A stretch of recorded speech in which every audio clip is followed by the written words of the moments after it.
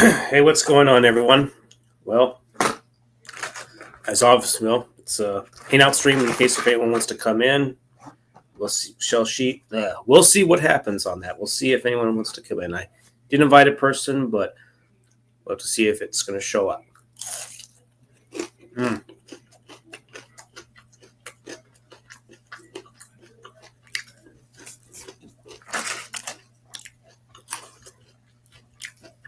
Still eating Lon Johnson. Don't know if you can tell. Since they went corporate, I don't know if this was recent or months ago. They now switched the waffle style fries. They're not bad, but I kind of like the other fries a little better.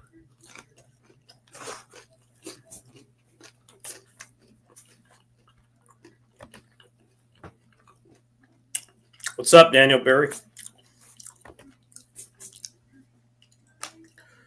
And a hush puppy. Like, surprisingly, they kept these.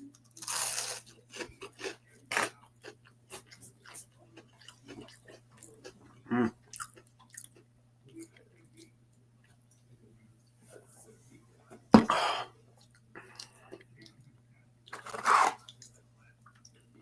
Fish is still good. I'm dipping that in ketchup, believe it or not. What's up, Alter Ego?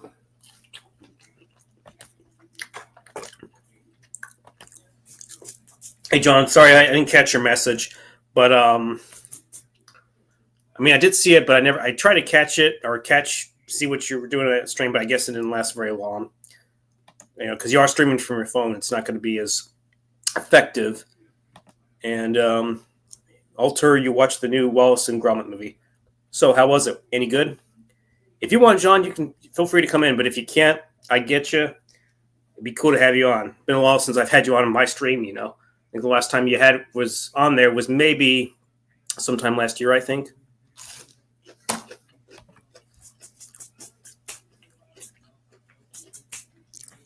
It's cool to know, man. Glad you enjoyed it.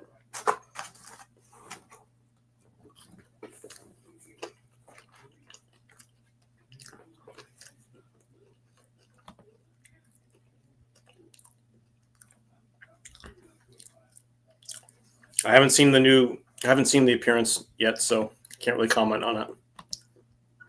So let me make sure I don't bump the webcam cord because it'll throw shit fit.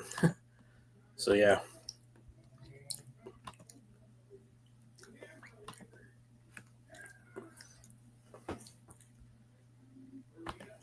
Okay, that's interesting. Cool, man. Tintin's in the pub.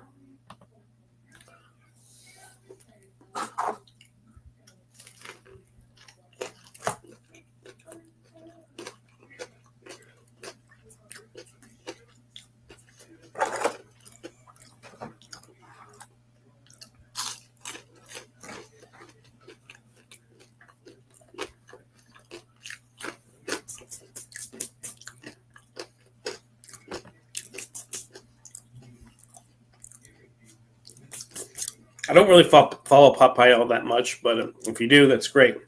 I just remember the cartoon and I remember the Robin Williams movie.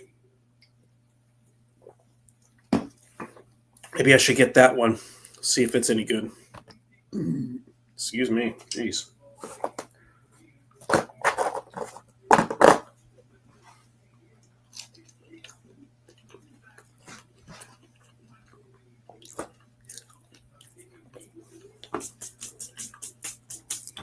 I know what you're thinking.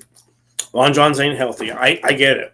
But I did have something healthy earlier. I had vegetable sushi, which had no meat in there, just basically rice and vegetables, which is avocado, cucumber, and carrot. And then I had another source of good protein, which is sardines, actually. They may not be the greatest thing, but they're pretty high in protein and definitely good for you.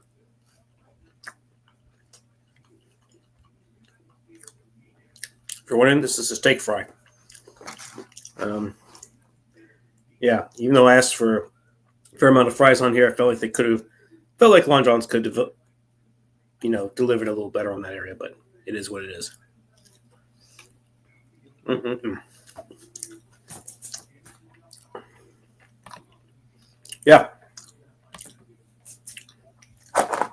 Sardines.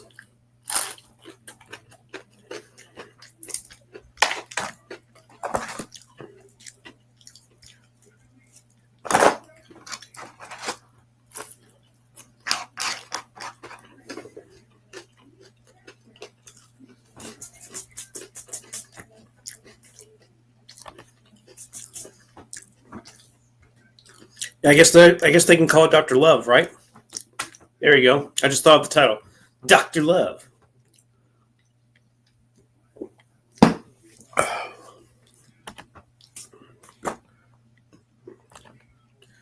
But yeah, isn't that the one with that Timothy Shum? I don't know how to pronounce his name. The actor from Doom, their new Doom movie. Hmm. I mean, maybe, but that might be a tad too long of a title. But that's just me.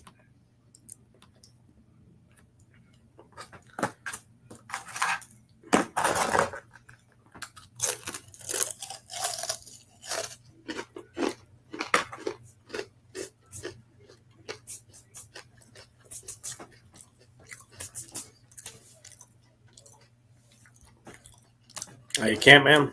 Oh well, maybe some other time.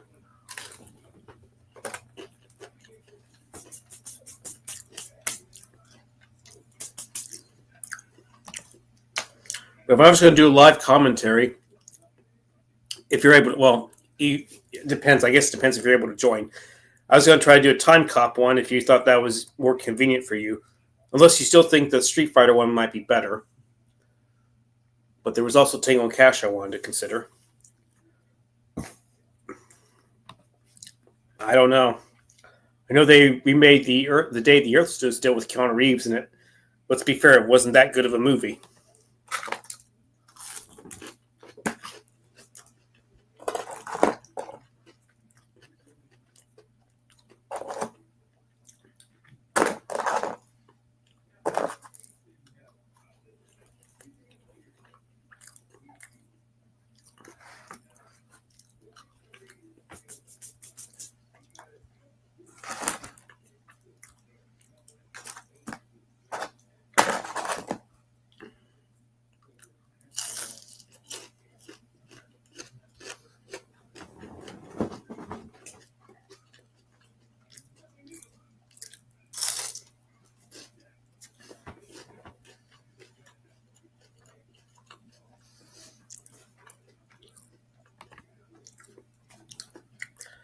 So, Alter, are they actually going to remake it, or is this another potential theory of yours?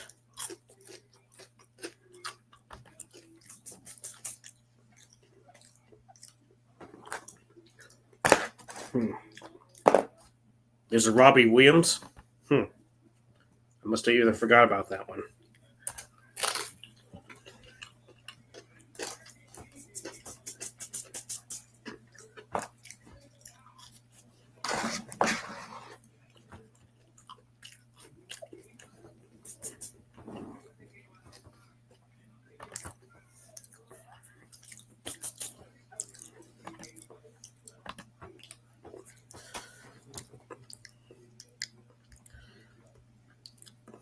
Okay, that sounds cool, man.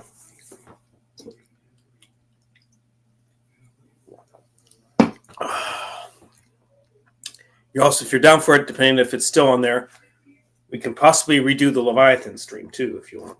But it's up to you.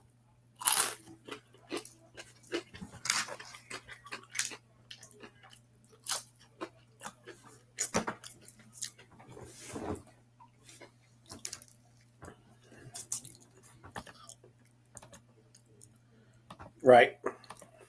Okay. The guy that did Nosferatu, yeah.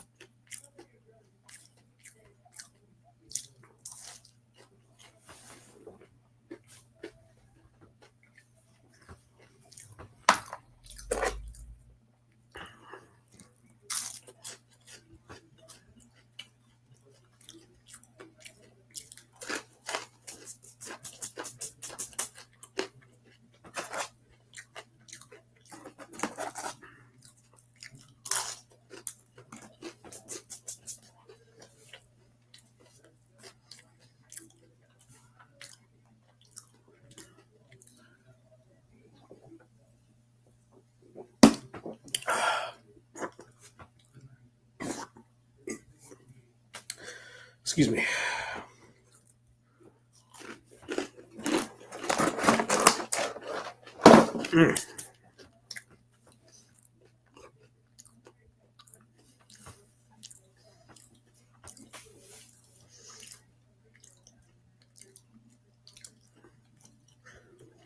Don't worry, I'm not going to be eating that stuff all the time. That's why I've only eaten it maybe once every few months or so.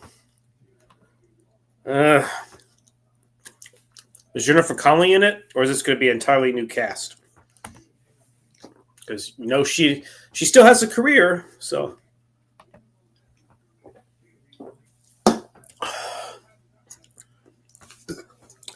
Yeah, I understand. Also, you probably got to do your request too, so you need to get onto that. You don't know? Okay. No. Oops.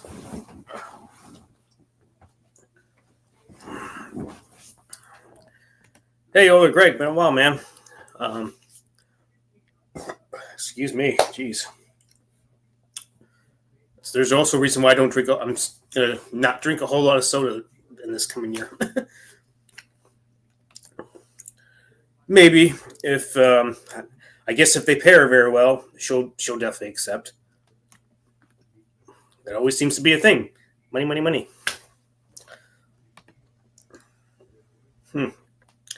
That's interesting. But yeah.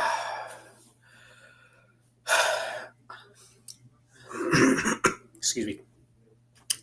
So, Euler, I don't know if you're still on here, but if you feel free to check out the latest videos I've done. I don't know if you saw my Strange Way, slideshow suite videos that I've created. Feel free to check those out. Let's see.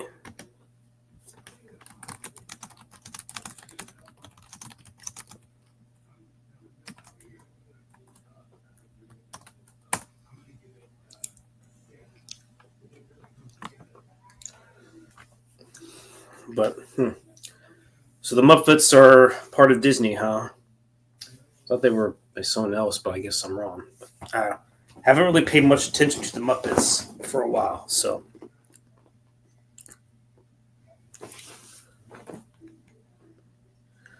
Oh yeah, you might try to see if she can be more involved in your reviews, I assume. Yep. And oh yeah, football wise, how do you feel about the season going forward? I know what I feel about going forward on that, so yeah. And I might be joined by another person coming in, so we'll definitely see.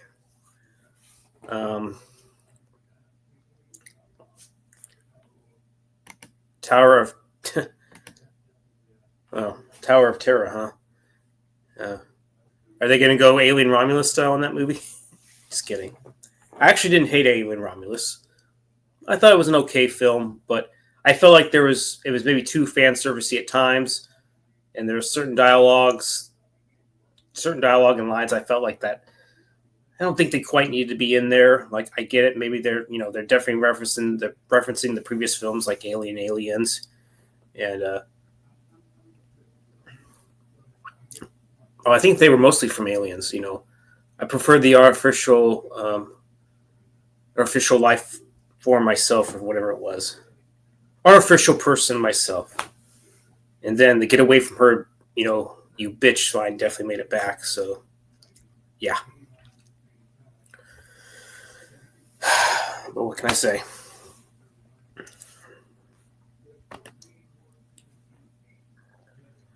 Yeah, but I can't remember. Did they play this previous? I know they played on Christmas Day, and I couldn't believe how bad they lost.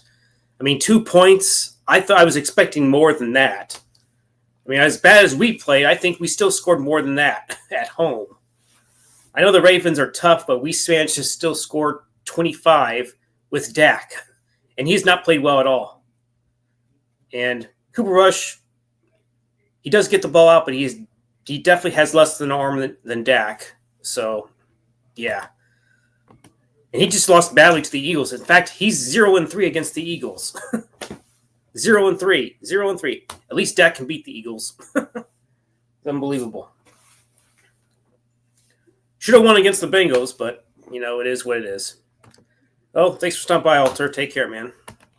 Okay, sorry if I didn't see this. She hasn't asked, but basically with limited room here. Solo reviews. But yeah, you did mention that you might be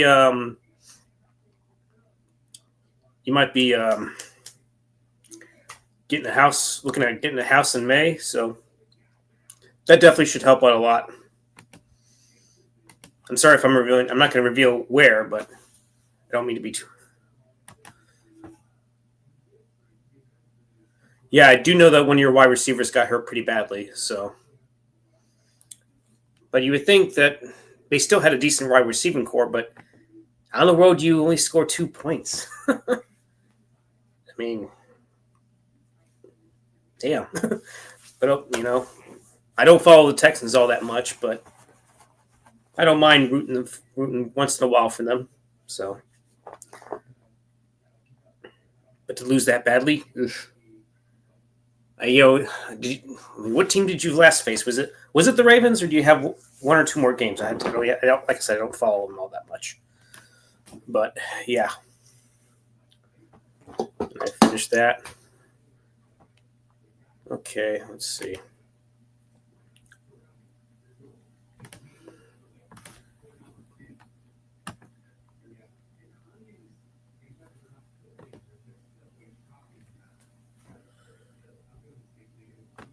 Oh yes, we'll definitely be looking by then.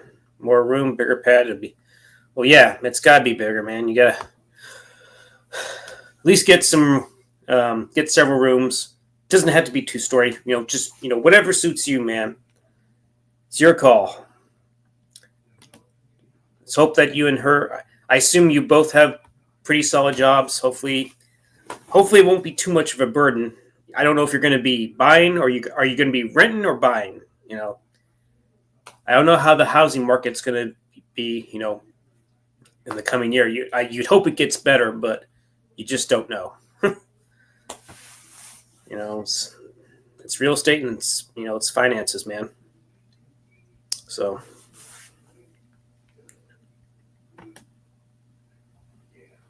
Okay.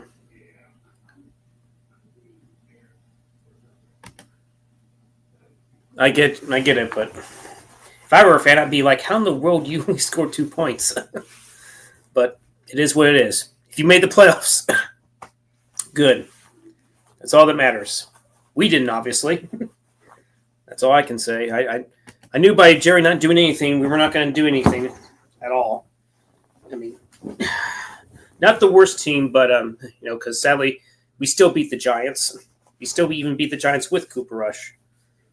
But we can't. And I can't believe we actually beat Washington. I guess they overestimated us on that. But then again, I remember when we're not so good, we still beat Washington for whatever reason back in the day.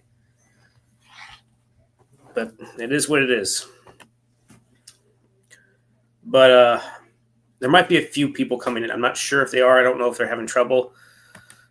I'm gonna see if I can. I do have his email in case if I don't know if Instagram's just not working or what.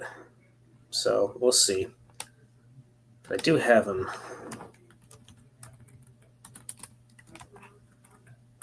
I thought I had his email.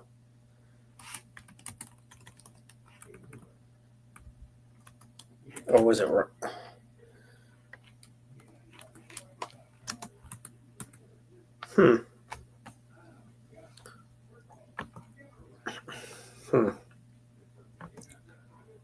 But you're right,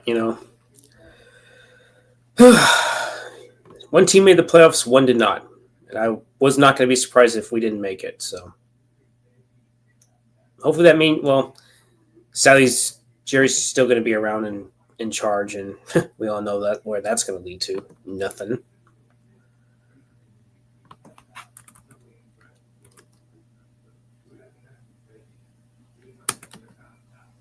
I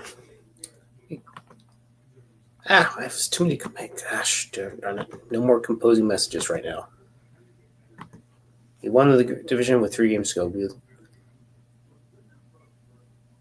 Oh yeah, I forgot to mention. I forgot y'all had stuff on Diggs. I keep forgetting that y'all had him.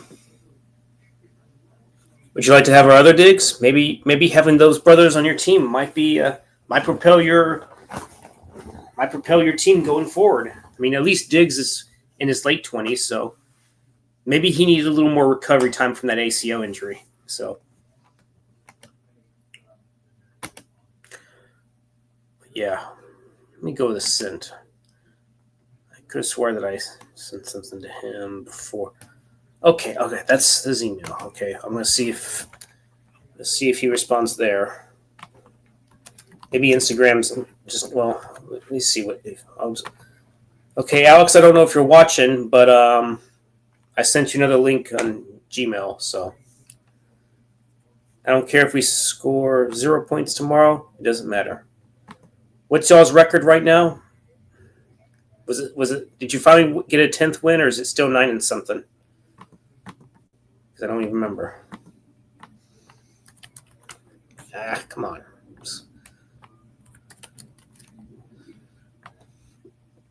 Oh wow, 9 and 7.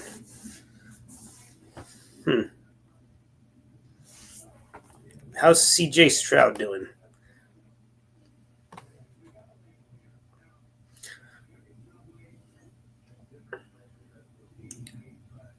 Yeah. So 19 touchdowns, 12 interceptions. Regressing a little bit, but maybe you need a really legit number 1 receiver. Oh. Hey. Hello. Alex. Hello. It has been a while, just going back and forth with certain things in life, but Right. I assume you got your New Year's resolution straightened out or figured out, right? Yeah, you could say that. That's good. I assume the holidays went well to a certain extent. Holidays went well to a certain extent, yeah. That's good. So that you and John got a chance to hang out. I'm sure that was pretty fun, right? Oh, definitely. It was fun, yeah. I think y'all saw Die Hard in... Die Hard and Lethal Weapon in the theater. That's cool. Yeah. But the sound still booming? Sound still booming? What do you mean? I mean, was it bassy or anything like that, or was it just typical? Yeah, you could say it was pretty loud, actually. Yeah. Really, that's good. At least the sound mix still delivered. That's pretty good. Yeah. Yeah, good point. No, 1 injured Diggs is enough for me. Okay. He's just talking about a football team. Well, at least y'all, like I said, y'all made it to the playoffs. My team fucking didn't. So, but I had a gut feeling my team wasn't going to win, especially since they made no moves, or they made moves, but they were doing it for the cheap. But that's Jerry fucking Jones for you. So wait, I see this is live. This is like on YouTube, right? Yep. It's a live stream. I was very unaware, but okay, Don't worry about it. I mean, are you okay? You're okay with that, right? Yes, I am. Okay, cool. Yeah. Don't worry. There's a certain particular person that's not that I've blocked, and we all know who that is. We won't see anything. So. Yeah, Lord Voldemort. Oh no. Yeah. Yeah, I guess so. So just out of curiosity, have you seen the third Sonic movie? Do you know if it was any good or not yet? I have heard great things about this movie, but I haven't seen it yet. Okay. I definitely should check it out.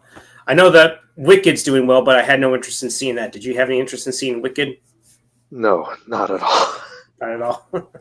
Yeah, I don't blame you. I don't give a fuck about Ariana Grande. Yeah. I think she's from my home state, but I can't remember for sure. Or maybe I'm thinking of Demi Lovato. I don't know. Demi Lovato, yeah.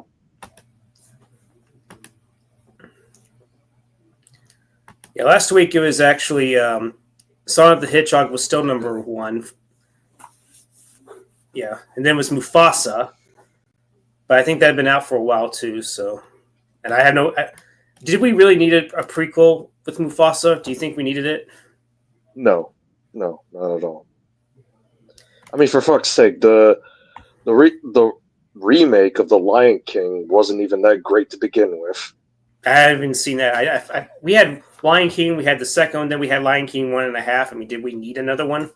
Let alone The original is a classic. You didn't yeah, really, you didn't really need to do much beyond, at least beyond the initial animated stuff. right. And I agree, Greg. We should not have paid Dak 240 fucking million. They should have just let him play it out of his contract, especially after seeing that playoff game against Green Bay. So, yeah, that's fucking yeah, Cowboys. I guess I'm a Cowboy fan. Mike is a huge Cowboys fan, actually. Mike OCP. Yeah, he is. Yeah, that's definitely one of the one. We definitely have that comment. We have that in common. So yeah, but sadly, Yeah. I don't know if he commented on the Green Bay game, but that was just flat out embarrassing. And we didn't win a home game till like Thanksgiving this season because we lost a lot of them before that. So yeah, Right. Yeah. But shockingly, we were better on the road. And Greg agrees with you. Wicked looks lame. Yeah. I mean, didn't that actress who plays the witch say something recently? I don't know what she said, but Completely unaware, not like I care. yeah, I guess that's not surprising these days. They always want to blurt their mouth out and fucking complain. Yeah. So whenever you came on the stream, were you able to? Did you respond to the inbox or was it the Instagram one? It was. I looked up on Instagram. That's where I got it from. Right. I thought maybe you were having trouble because I remember when I tried to invite someone on Instagram, via StreamYard, they had trouble getting in for whatever reason. So I actually sent them a link in their email, and it seemed to get on there better for whatever reason. And he says, "Oh yes, he has some opinions about Snow White. Snow White looks like a little communist waving her little red book. It should be hilariously bad." Fucking Snow White. Fucking Rachel Ziegler. Not that I want to. Yeah. I think I'd rather fuck Daisy Ridley than her. Yeah. I mean, at least she doesn't complain to the fans as badly or try to. No, not. How much you want to bet that she got a similar, because the Star Wars fandom can be pretty damn toxic. I mean, for fuck's sake, they drove Jake Lloyd to insanity. Yeah, that's unfortunate. I mean, I don't know. He should never have been made fun of. If I know he was in my school, I would have been like, cool, you were in a Star Wars movie. I would never have made fun of that guy. Yeah, but they just had to be bitches who whine about everything. Right. Oh yeah, not a love story. I guess you're referring to Snow White. Yes, it's about her becoming an empowered woman, right? Snow White, the cocaine. So Snow White, the independent landman.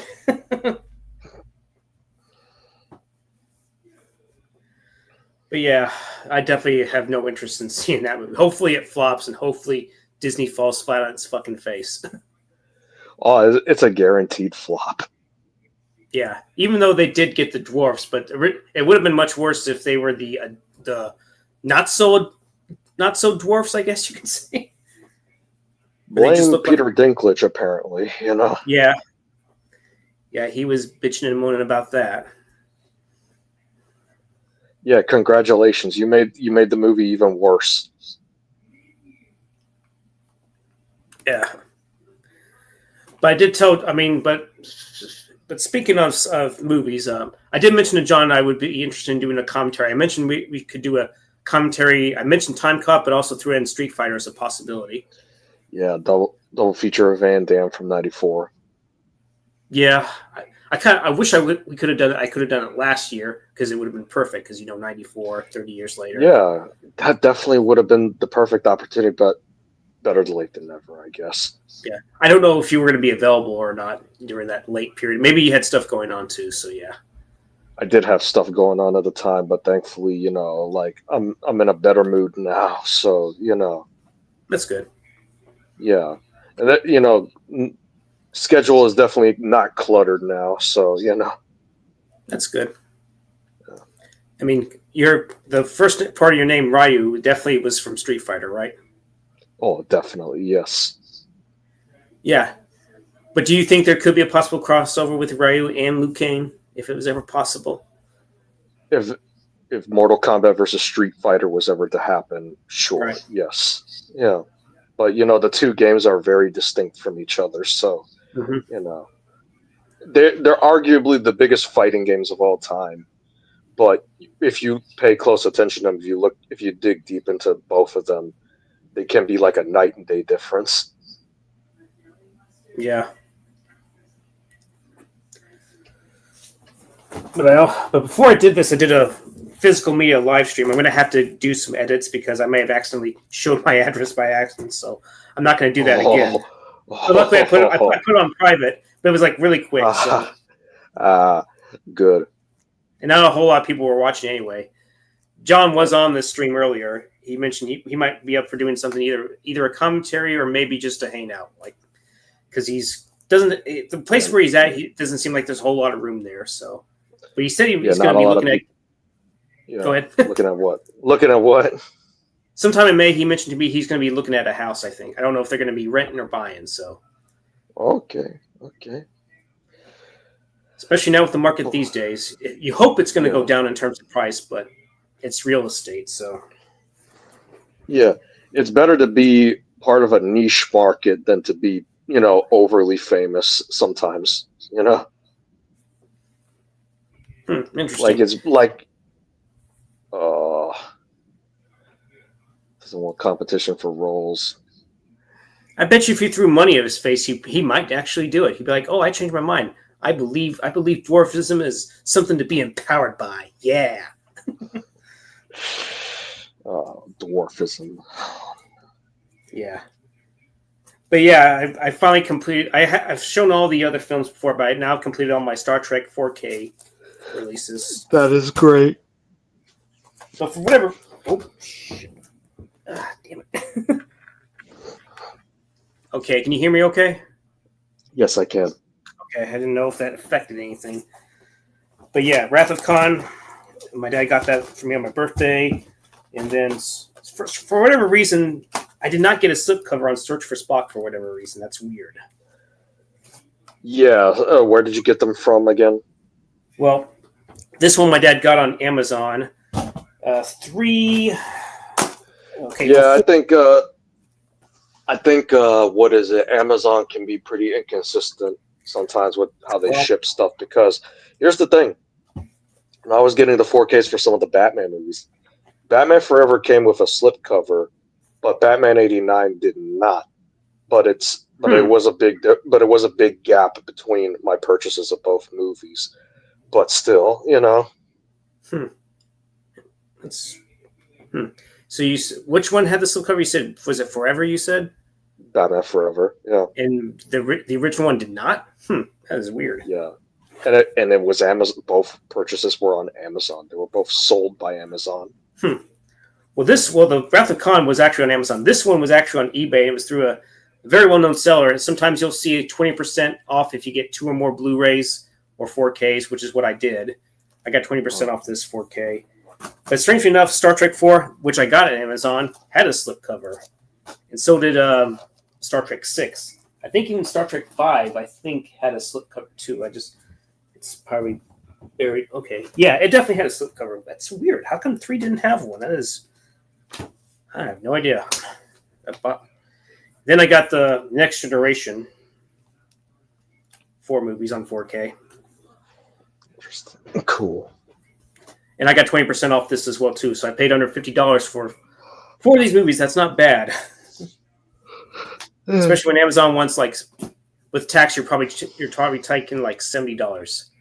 Oh yeah, Big fan, right? Khan and there be whales here. But I like Search for Spock. I have to admit, I kind of like it slightly little more than Wrath of Khan. I know that's a big thing to say. What's funny is that and it's Christopher fucking Lloyd.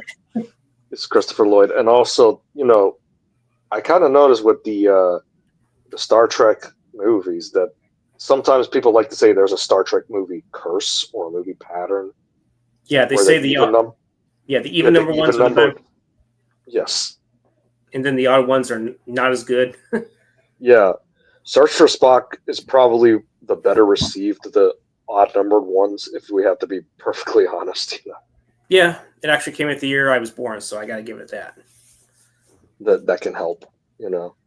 Yes, that movie's 40 years old and it still holds up pretty damn well. Wow. Humor, come on, there we go. Humor, a difficult concepts from Star Trek 2. Yeah. Oh yeah, there was the actress change for Star Trek 3. I think Robin Curtis still did a good job. So Mhm. a lot of people really seem to love Kirstie Alley, and yeah, she was good, but I feel like they're kind of overrating her just a little. So Yeah. It is a shame that, she is not with us anymore, yeah, I think she died of cancer. I think a few years back. Fuck. I can't remember what type of cancer it was that she had. So it is what it is. I know that she was supposed to come back for Star Trek 6. That character Valeris was going to be Savick, but apparently Roddenberry was not fond of that happening. So I think him and Meyer kind of were fighting against each other on that. Though surprisingly, Roddenberry actually won out in the end. So they settled on Valeris instead of Savick. It would have been interesting to see how that would have turned out. She would have been, backing the conspirators. I don't know if did you ever fully see Star Trek 6, or I don't know if you saw all of them, or It's been ages since I've seen it. okay, I didn't mean to spoil it for you. Sorry. It's all good. It's all good. I do remember particularly seeing some episodes of Star Trek and some movies, mainly the Next Generation, because I used to watch a lot of Monday Night Raw on Spike TV. So Oh yeah, I remember Star Trek: The Next Generation used to air on Spike TV back in the day too. Yeah, yeah. And I got the complete series on that as well too. So I think that's. I mean, I haven't even gotten Voyager or Deep Space Nine or Enterprise. It's usually just the original and Star Trek: The Next Generation. I think those are the ones I mainly watched a lot. Mm-hmm. Yeah. It'd also be nice if Arrow were to do a 4K of Mortal Kombat. That would definitely be something. Definitely, because this year is the 30th anniversary of the movie. Better yet, they should re-release that movie in theaters. That would be nice, but it seems like they're gonna aim more towards a 4K release if it's in the cards. Yes, they definitely should. I even got the Demolition. It's a Blu-ray, but it's a 4K scan, so it looks pretty hefty for a Demolition. They did jam it packed with some good features. I just wish they put some deleted scenes on here. I don't know if we're ever going to see that. Yeah, I think they did what they could, because that footage might be lost in time. Yeah. Oh yeah, it's referring to the Savick thing. Yeah, that would have been cool. Gene was yeah. Yeah, Gene could be very outspoken. The only producer he was on the first one, but after that, I felt like, I guess Paramount thought he was always too hands-on. That's why he just remained as executive consultant from then on out. Yeah. So you prefer the Next Generation movies, or you like both in the same way? As far as movies go, it's definitely about the original stuff, because the only really good one, from what I understand, the only good Next Generation movie was First Contact. Yeah, it was definitely the best one. Yeah. I don't completely hate Generations, but I'm sure you know about what happened to Kirk and all that, right? Oh yeah, that was fucking bullshit. Yeah. Dying on a bridge, falling off to his death. It would have been worse. Apparently he got shot in the back originally by Sauron. Then they changed it up to where he had a much better fight against him. But they had him die on a bridge, of course. Yeah. Well, of course, Insurrection wasn't that good. Nemesis wasn't good either. That's where kind of the pattern broke a bit. Well, I don't mind Nemesis. It wasn't perfect, but I still thought it was better than Generations. And I do think it's a little better than Insurrection because I felt it had a bit more action. I do like the space battles in Nemesis. And of course, they had to reboot it with J.J. Abrams coming in. Yeah, the Star Trek alternate universe. Yeah, you think that after the success of what he did with Star Trek, you think that would have carried over to what he did with Star Wars? Nope. Well, I could have sworn they may have had something different in mind with Luke. Supposedly there were some different drafts where apparently Luke was really hiding and having a family or something at some point, and that supposedly Luke was maybe in fact guiding Rey on that Millennium Falcon. I think it was. That would have sounded better. Johnson. Fuck Rian Johnson. You really. Yes. Yeah, he really derailed anything after. I mean, I didn't completely hate The Force Awakens. It was at least mildly entertaining in spots, but it could have been better. Yeah, a lot of us didn't seem to mind that movie. I think it was the later installments that really made it worse. You know? Yeah, The Last Jedi is what really derailed anything. Yeah, I mean, he basically just did whatever I guess Kathleen Kennedy kind of wanted, and he was much more than happy to oblige. Really, honestly, it's Kathleen Kennedy of all things. Kathleen. Or Kathleen Cuntity is what Ramble Ralph called her. Cuntity. Part of me, I'm not racist, but part of me hopes that her middle name also has a K in it, so they could say KKK. Yeah. Yeah. Because I mean, hell, we even had what's his face, John Boyega. He could have become a good supporting character, but John Boyega, they kind of really, they kind of done him a little dirty. Yeah, dropped the ball. Yeah. Oh, yeah, I remember. Yeah, Gene. He's referring to Gene Roddenberry. Gene kept pushing for a JFK time travel movie and other bad ideas, so he's reduced to consulting after the first movie. You can really see the improvements in Wrath of Khan. So yeah. I couldn't remember what it was he was pushing for, but that was what it was: JFK time travel. I don't know if that would have worked. In many ways, Star Trek 2 is the first one. What Street Fighter 2 is the first game. Like nobody gives a shit about the first game. It's all about Street Fighter 2. I'm trying to remember if I ever played the first one or not on Super Nintendo. I know. I played the second one a lot on Street Fighter 2. Yeah. That was really where it started, not just for the franchise, but I think also for like the fighting game genre. Mm-hmm. And the number when did the second Street Fighter game come out? Was it it's definitely the early 90s for sure. Was it like 92, 91? Oh, 91? Yeah, that was when the arcade game came out. It's ported to the Super Nintendo 92. Mm-hmm. 92 was when we had the first Mortal Kombat game in arcades. Okay. I figured that's what it was, the first Mortal Kombat. I remember when I played that first one. I mean, I can see the potential, but there was definitely some problems. Like I don't know what it was. Maybe it seemed like the fatalities weren't as fatal as they should be, to me. But when I played them on Super NES, that's when it got different. Yeah, the thing about the first game is that while kind of tame by today's standards, it was fucking controversial for the 90s. Oh yeah, I think our perception on violent stuff and edgy stuff was much more different back then than what it is now, where things got much worse, much more tamer, much tamer. Yeah, you could say that. Yeah, because I know the second one, that's when it started getting a bit more violent, and third one definitely got more violent, but it was.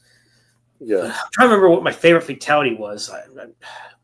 They were pretty much all good, right? Or was there one in particular? There was a lot of good ones, but there were also some really lame fatalities as well. Yeah, there was the one on Ultimate Mortal Kombat 3 where they're supposedly when you're the classic Sub-Zero, he does some kind of fade. I thought it was supposed to be head rip, but apparently it's supposed to be like a fade to black fatality. You don't see shit. Yeah, that was. I think it was because they for some stupid fucking reason they couldn't do an animation of him ripping the spine out. Oh yeah, they couldn't see him go full Predator on him, huh? Which is funny because they were able to do that with the first game, But it's weird. Kano, I just remember the Kano fatality. He actually reaches into somebody's mouth and pulls their entire skull out. That's the third game. Yeah, I could have swore that was the third game. I'm like, if they're able to do that, they can't do him ripping out a spine. I guess that's yeah. That was weird. I don't know if it was because they rushed it, because MK3 was kind of rushed, you know. Oh, so the Mortal Kombat 3 was rushed, huh? Yeah, the reason why there was an ultimate, and that's like the reason why there was an Ultimate Mortal Kombat 3. They rushed the initial arcade game to meet a deadline, and that's a reason why none of the ninja characters were initially in the game, like Scorpion and Kitana. Oh yeah, because Scorpion, Katana weren't in there. Neither was Jade or Reptile. Reptile. No, and Scorpion was not in there as well. Yeah, Melina, I think she in Ultimate Mortal Kombat 3. I think she was in Ultimate MK3 as a secret character. Oh, as a secret character. Secret playable character, I should say, because you can unlock her. Yeah, it's been a while since I played Ultimate. I just have Mortal Kombat Trilogy on PlayStation. Trilogy was pretty much like Trilogy was more or less like the definitive version of MK3 on consoles, at least. Yeah, had everyone in there. You had to play as Motaro, Shao Kahn, Kintaro. I actually didn't mind playing Kintaro. I thought he was Kintaro. Yes. Yeah. I just like it when I can just press up and down and I can just stomp on somebody, kind of like similar to how Shiva would do. Yeah. Yeah, she definitely deserved to be in a better movie.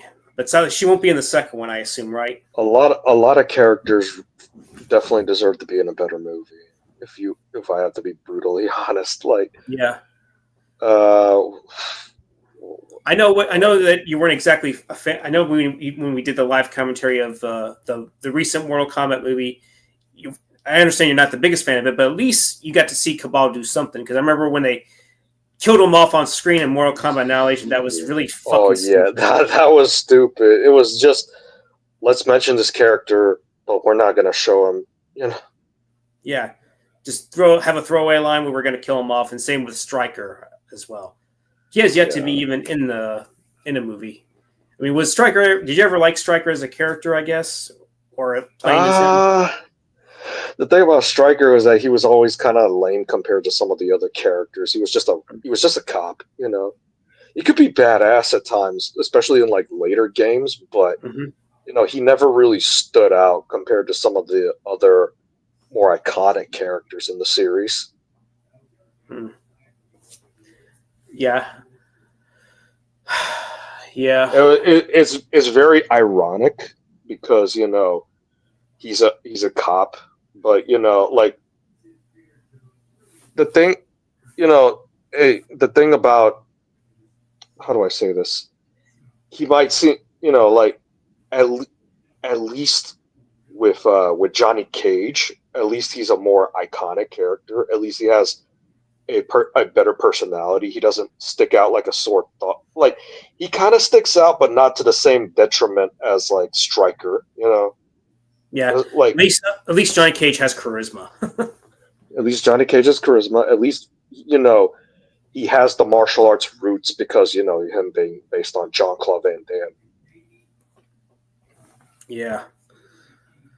I did get a couple of movies with Jean-Claude Van Damme, the Sudden Death 4K. Sudden Death on 4K. That's from Kino Lorber. Yeah. I could have swore I thought I got another Jean-Claude Van Damme movie, but I can't remember. Oh, speaking of Van Damme, when the fuck is like Shout Factory or Arrow gonna do like Time Cop or some shit like that? Yeah, they need to do a special edition of that movie. That deserves some features. Yeah. Fuck, they should have done it last year, but you know. Yeah, that would be perfect for its 30th anniversary. Just like they should have done a remastering of Street Fighter, because I heard the Blu-ray wasn't all that good looking. Nah, it was, you know, I get that the movie was pretty cheaply made, but they could have done the best effort. They, you know, even here's the thing. The overseas Blu-ray actually looks better. Oh yeah, is it like the Steelbook one? I think it was. The Steelbook one, I think, is the one that looks like shit. The Mill Creek, but it is good packaging. But it seems like it was recycled from the Universal disc. Yeah. So there's another one overseas that's actually better. Yeah, and it's ironically it's from Sony. Interesting. Because Sony hadn't handled the overseas distribution while Universal handled it in the U.S. Interesting. Yeah. Maybe I should wait for that, or maybe wait for a 4K. I don't know. I mean, it's possible they could do a 4K, but you never know. Yeah. And finally, I got this other movie that you probably have heard of. It's the Keep movie. I don't know if you ever saw that or heard. Yeah, I've heard of it. I don't think I've seen it, but I definitely heard of it at some point. Yeah. I actually ordered this Blu-ray, or not Blu-ray, 4K back at right after Thanksgiving, like Black Friday, and I had to hurry up and order it because it was going out quick. Like Vinegar Syndrome had to get, maybe we were able to get, I don't know if it was the next day or the next week, but they managed to get 3,000 standard units back in because they were really going out of limited, production on this 4K. But I didn't get this 4K till middle of December. It took them that long for me to get this 4K. That also reminds me, I don't know if you saw this. I think I probably sometime around, I guess it was Thanksgiving. Yep. I got that 4K as well. The Warriors, Arrow. Yeah. Yeah. There's a guy I've been interacting with. I don't know. You probably never. You may have heard me mention him. His name is John Steele. He's a big fan of that movie. So yeah. Yeah, it's a great film. Yeah.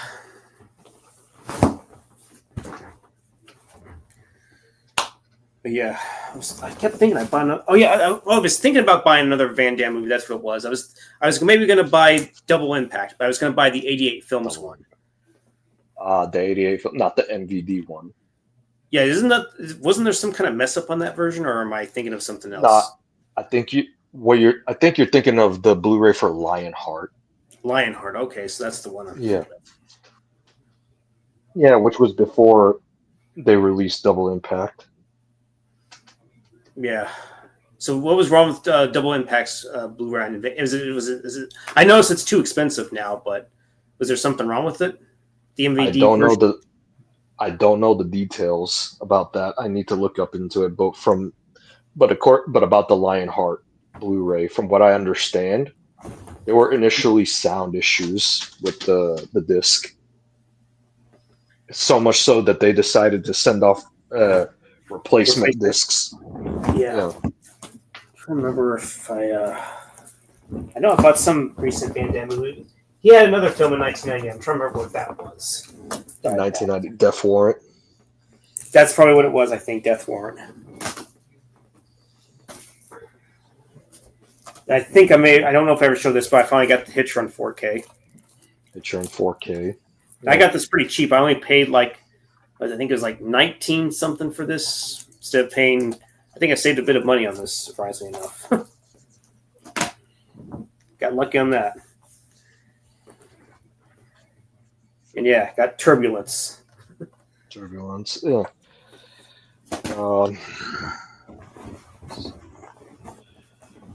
And I thought wasn't sure if I got it before, but I also got Hardcore Henry. I don't know if you ever heard of this Hardcore movie. Henry, yeah. I've heard some good things about it, especially from Matt. Yeah. Oh yeah, Jean-Claude Van Damme. Seems like Oleg Greg likes him too. Yeah. Yeah, he definitely deserves a better time cop release for sure.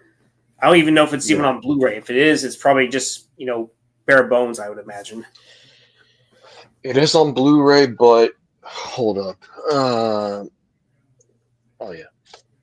Bare bones. It is on Blu-ray, but it's a double feature with Bloodsport, huh? Yeah. And you know why, right? Oh yeah, Warner Brothers, of course. Yeah. What a shocker.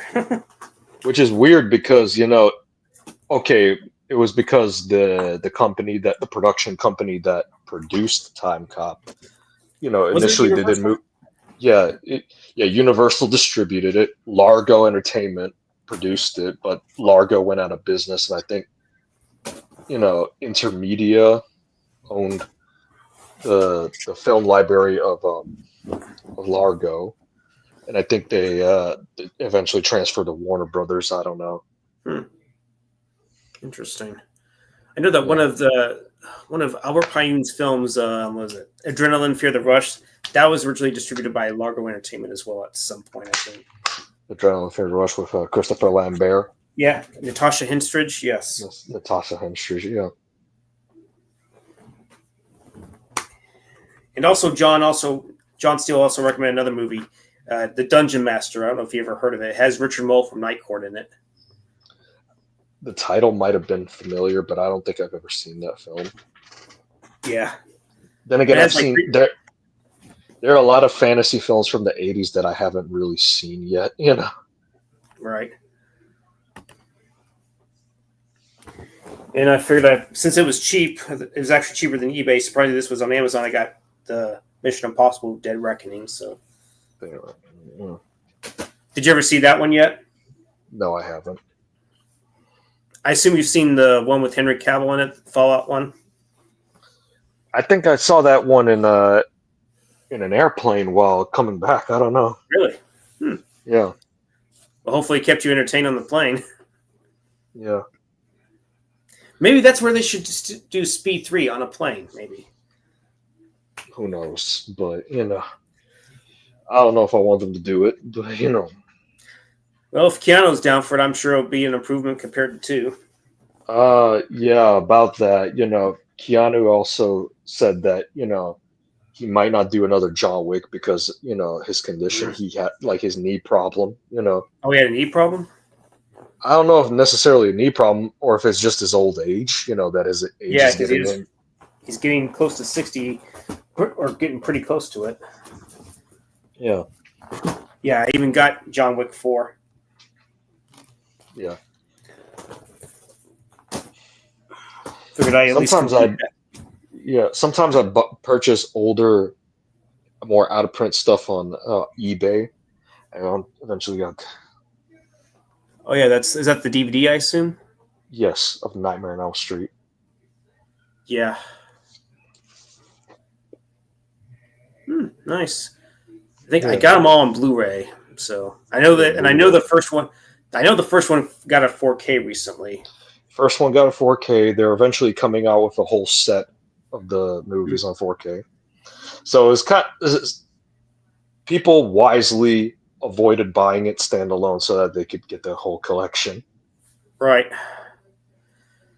I mean, was there any new features on the 4K? Is it pretty much this stuff ported over from the previous Blu-ray? I think it might have been the same. I don't know how the picture quality is, though.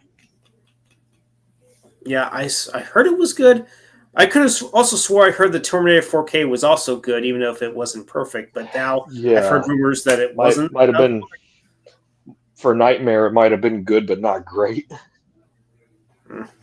Then again, the first one's a fairly low budget effort. Yeah, I don't expect this movie to look pristine like Blade Runner or some shit like that. Yeah, it's going to have probably a low quality film stock, I assume. Yeah. Because its budget wasn't huge by any means. I mean, I'm sure they got bigger as the series went along. So, definitely, and I especially love how this box set is a Platinum Series box set, New Line Platinum Series. Oh yeah, because I guess they had a little bit more features if it was like a Platinum Series type of DVD. Yeah, there was a bonus DVD. Yeah, there was a bonus DVD. That's why you see, like at least 8 different covers or 8 different DVDs in the box set when there's actually 7 movies. Yeah. They have the original font and everything. Was the poster art pretty much like the same back on the VHSs, or probably a little different? It's actually the hold up. I'm gonna give some examples. It's actually the poster art, the original poster art for the movies. Nice. Noah Greg also says something about the lack of DVD extras and most modern DVDs suck. Yeah, because they're porting all the shit to Blu-ray now. Yeah, Blu-ray or 4K. Yeah, the 4K, DVD hardly gets.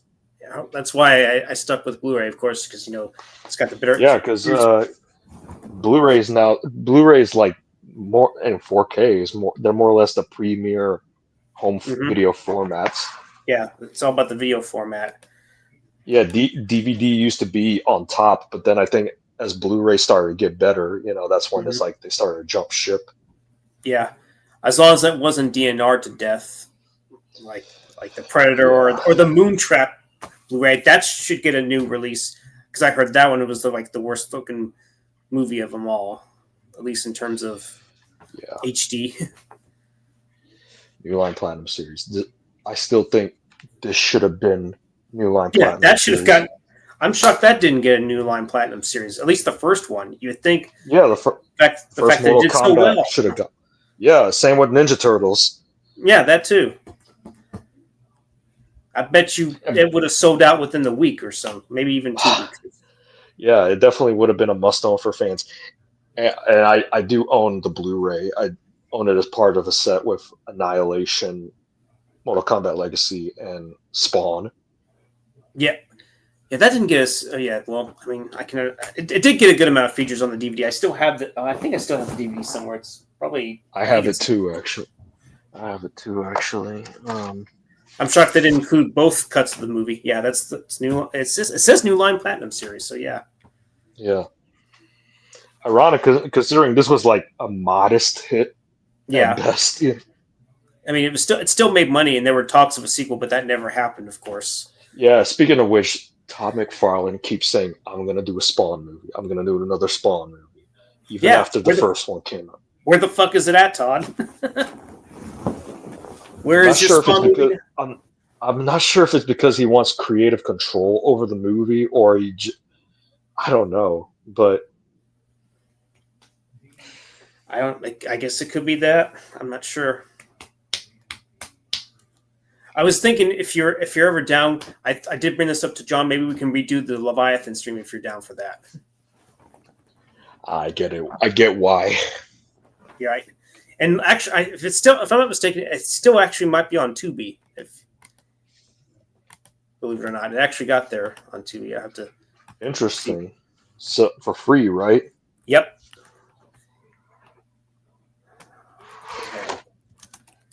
Yeah, I think it might be on there. Yep, it's still on Tubi for free. Nice. And same with Time Cop, it's also on Tubi. There was some YouTube channel. Well, it wasn't like a official YouTube channel, but it was like a private, someone kind of like us. He uploaded a bunch of action movies. In fact, he uploaded the HD version of The Perfect Weapon, which I thought about doing a live commentary for at one point. Nice. But sadly, I think that channel might be down, and that sucks. It definitely seems like the kind of channel that we get taken down, sadly. But I do believe there is a decent quality on YouTube for free for Perfect Weapon. Which one do you think we should do? Should we do Time Cop, Street Fighter, Perfect Weapon? I know that John said he was fine with Time Cop, but yeah, we could definitely settle on Time Cop for now, at least. Mm-hmm. Work our way up because Time Cop did come first before Street Fighter. Right. I even thought about doing Tango and Cash at one point too. Tango and Cash, because that movie would have been is 35 years old and change.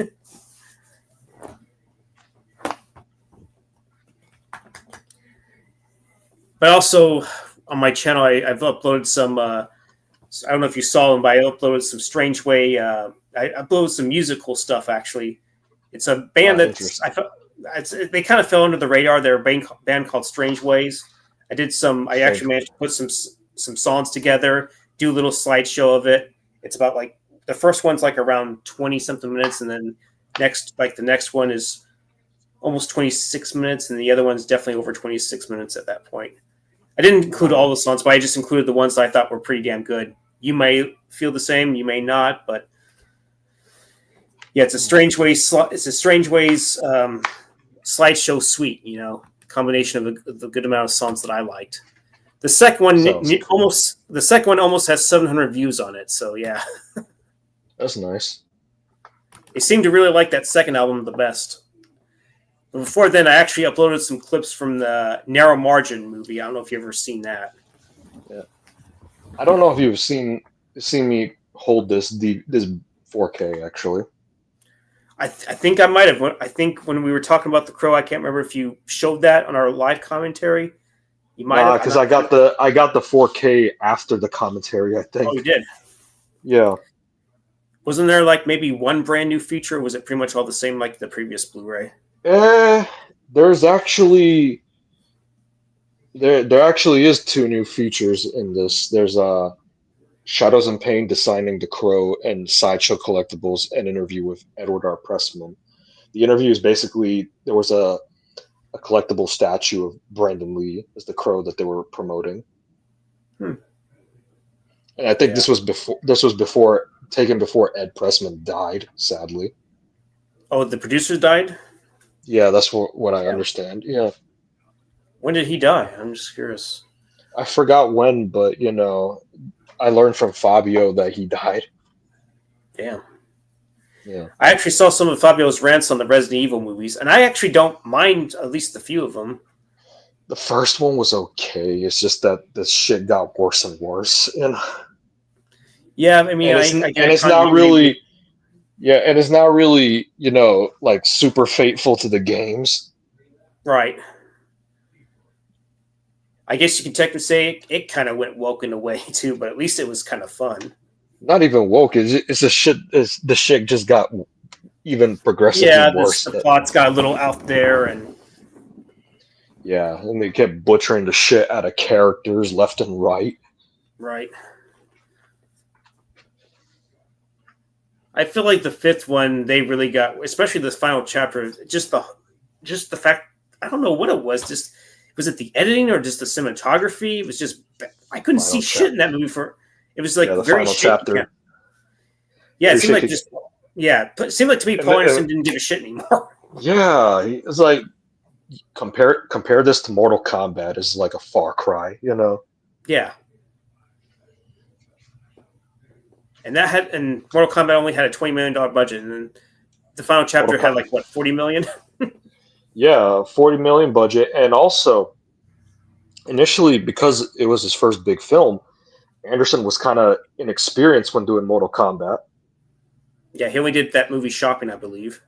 Yeah, and originally he was doing all the fights in long takes, but Hmm. then shortly after, Robin Shue came up to Anderson and told him, "Not, you know what coverage is. You have to. Here's how you need to do the fight scenes. Like Hmm. let's do smaller takes. Don't because you're gonna exhaust the whole cast." Hmm. Damn. And and Robin actually helped greatly with the production. He helped make the fight scenes better. So yeah, it seemed like Robin was kind of like a co-director for Anderson. Like he had to kind of show him the ropes, so to speak. Essentially, because it was Anderson's first big American film. Mm-hmm. You didn't get that with the 2021 film.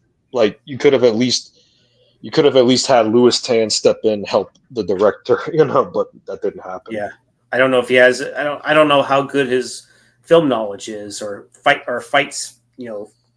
Type Maybe of fight. fight knowledge, maybe fight choreography. I don't know. Mm-hmm.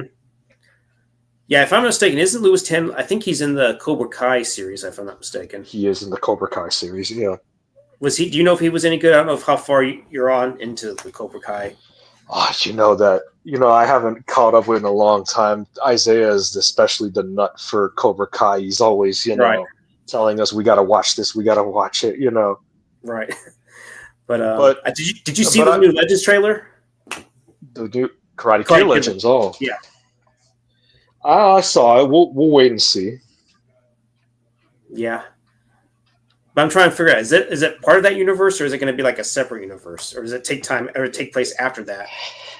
That sounds a little confusing. Oh, you don't know for sure? I don't like. I thought the whole point of the 2010 film was a remake, but apparently not. Yeah. So what? It's now like a similar story that just happened that happen to have occurred, like generations apart. What? I don't, I, Yeah. I don't know for sure. I just hope it's. I would assume it's going to be good. I mean, I know that. I mean, did you ever like the Karate Kid reboot with Jackie Chan? I mean, he's probably the best part, but I don't know about Jaden Smith. Yeah, he was the best part. I mean, the movie was but it wasn't needed, Mm-hmm. Like, and I really like Jackie Chan. I like his earlier stuff. Right.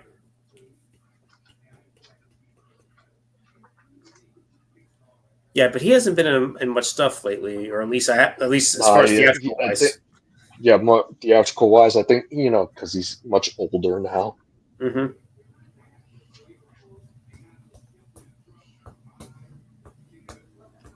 I'm surprised that we didn't get an appearance from Donnie Yen. That would probably be an interesting little.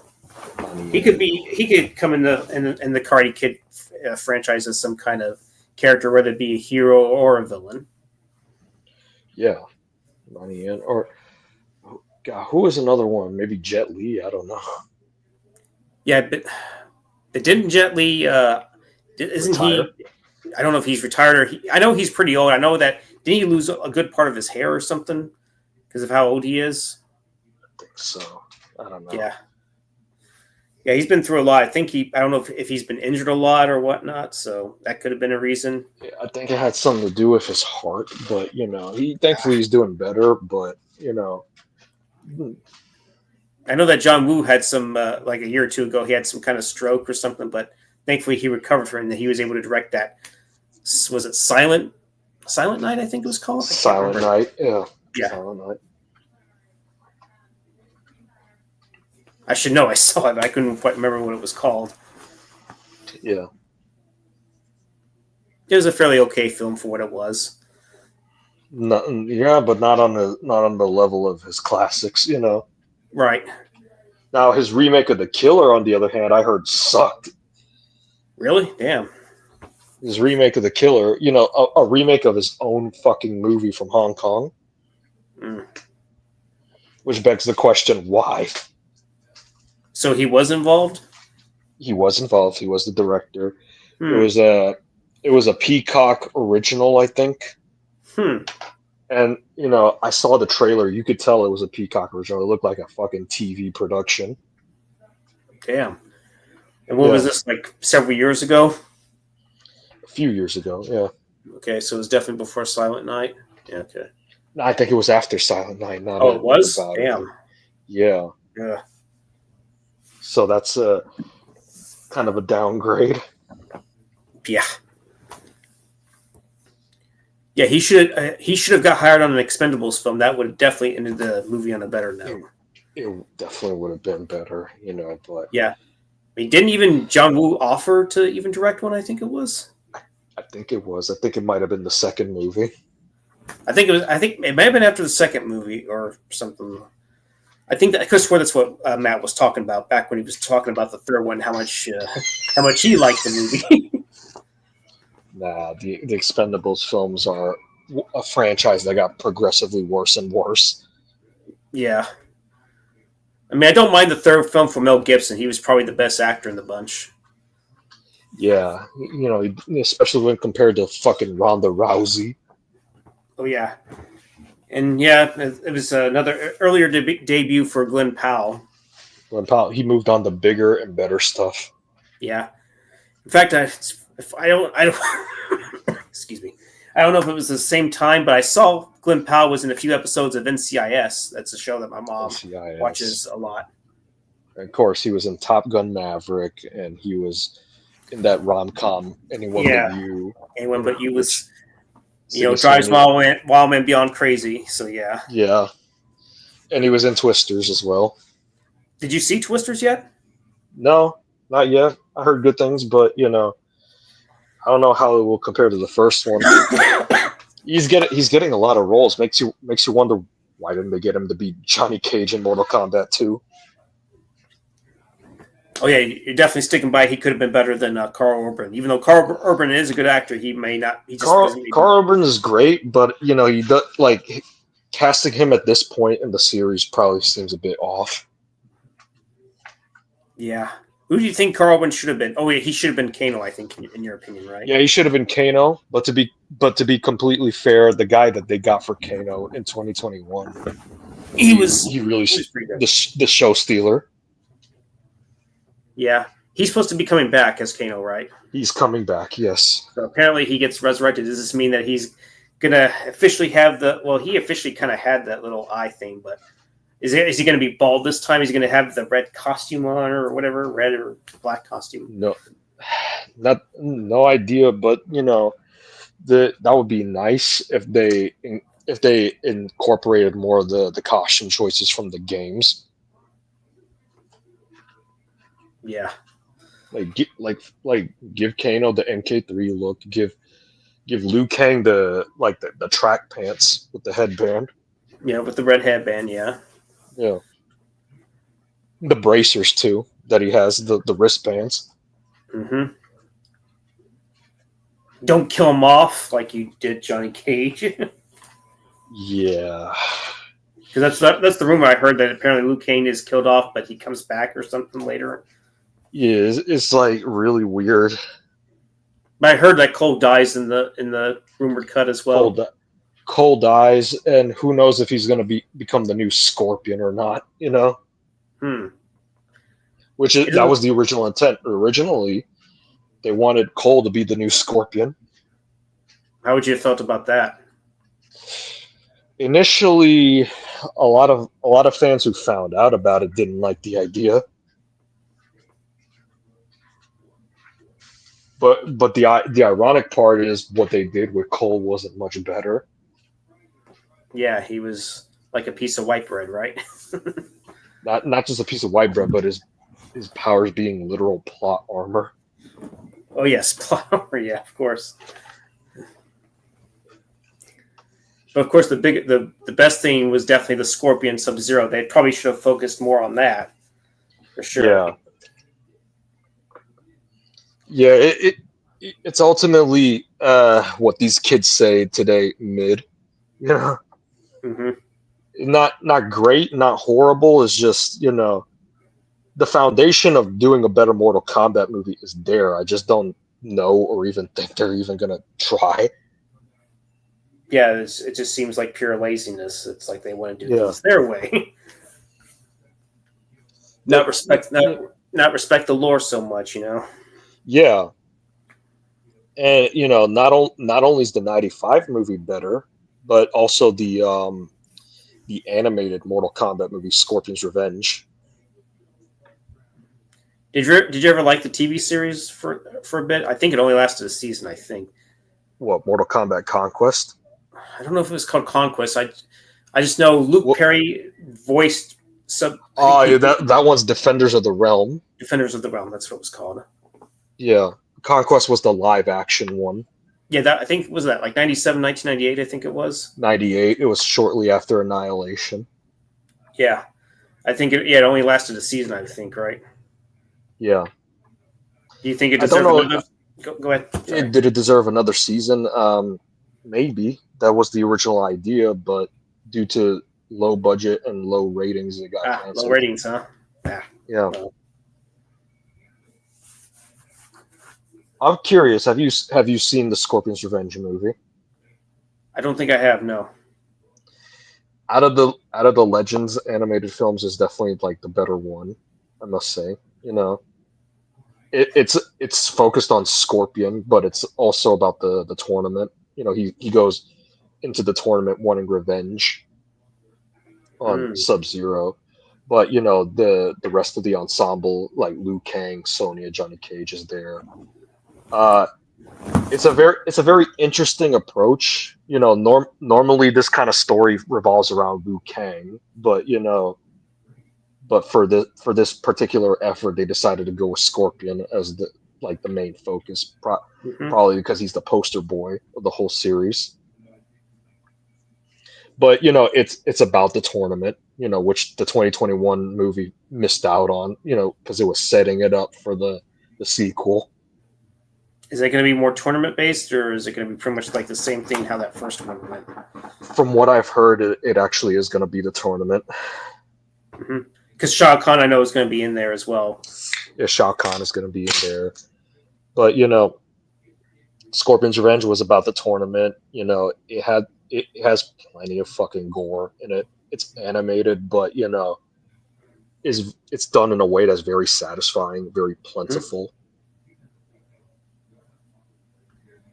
So when was this animated movie? Scorpion's Revenge, was this like 90s or after? 2020, Oh, it was 2020. 2020. Yeah, a year before the reboot.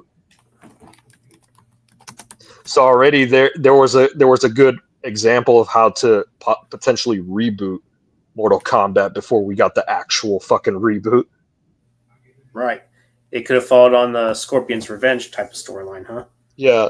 The only thing is that the movie set, because it was 2020, April 2020. It was shortly after the pandemic happened. Mm-hmm.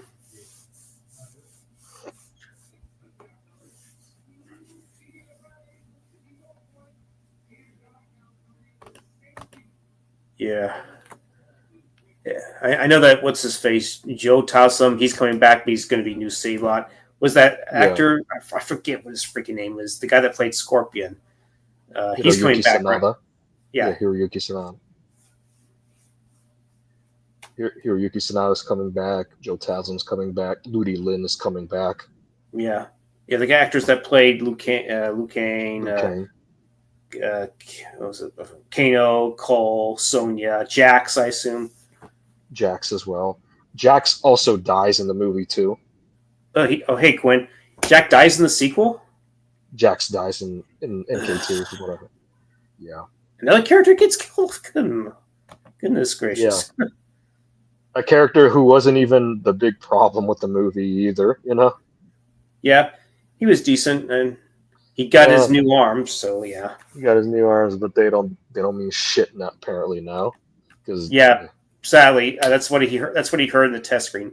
But who knows? They could change that. They may not. Who they knows? could change it. So take it with a grain of salt. Yeah.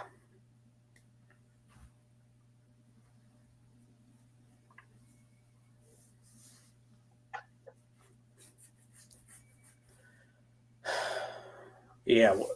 What else in 2025 is coming out? That's, well, hopefully it's any good. The Michael Jackson biopic. I don't know. Oh, really? I didn't know. Yeah, Yeah, Michael. Michael Jackson, huh? Oh, also Superman. The trailer dropped Oh yeah. recently. How'd you feel about that one? It was okay. It's Some okay. Yeah. interesting. Yeah, like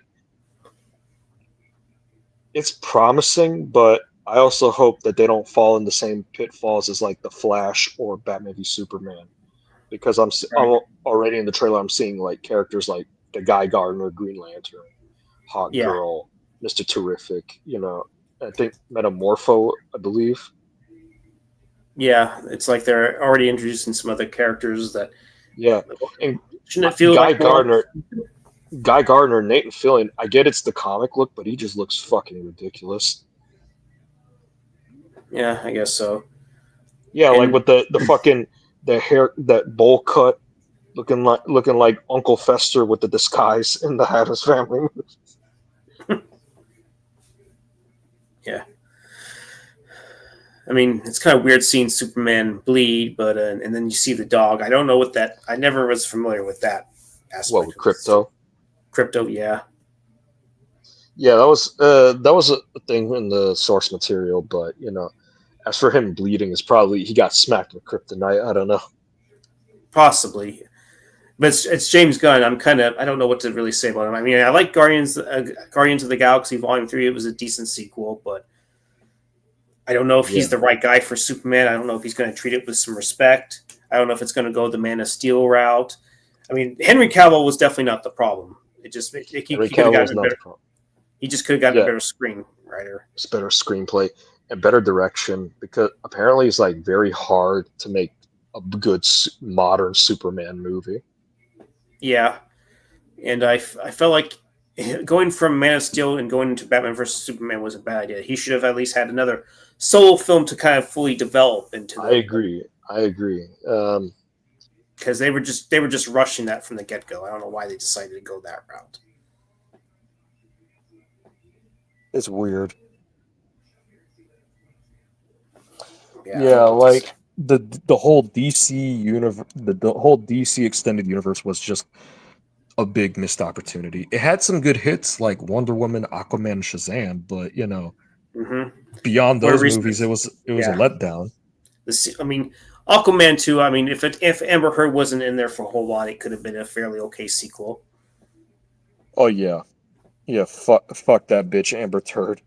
Yeah, I don't know why I didn't call her Amber Turd. I should have called it because she's It definitely a legit should turd have in been the middle. someone like Amelia Clark. I know. Yeah. Yeah, yeah, they could have at least done that. I could have respected that, but no. Just like they could have not done the Flash movie, but Yeah, with Ezra Fuckboy Miller. yeah. And where is he now? I mean, I don't think you haven't really heard anything other than Oh that. wait, we can't say him. He's non-binary. Right, Yeah. non-binary. It's Who gives a fuck anyways, but I just had to make that like that Rambo Raff-esque humor. right. Yeah, we can't say anything if we can't call him a him. So he's basically a zero probably now. Yeah. I mean, after all, he tried to fucking groom somebody, which is ugh. That's kind Yeah. of fucked up. His ass should have been in jail, but Yeah. now Thankfully I haven't heard of Ezra Miller lately, which is for the better, yeah. Not only that, but I think he tried to choke a woman out or something like that too, if I'm not mistaken. Yeah, I think that he got into a bar fight or some shit like that. Mm-hmm. And he choked a fan. Yeah.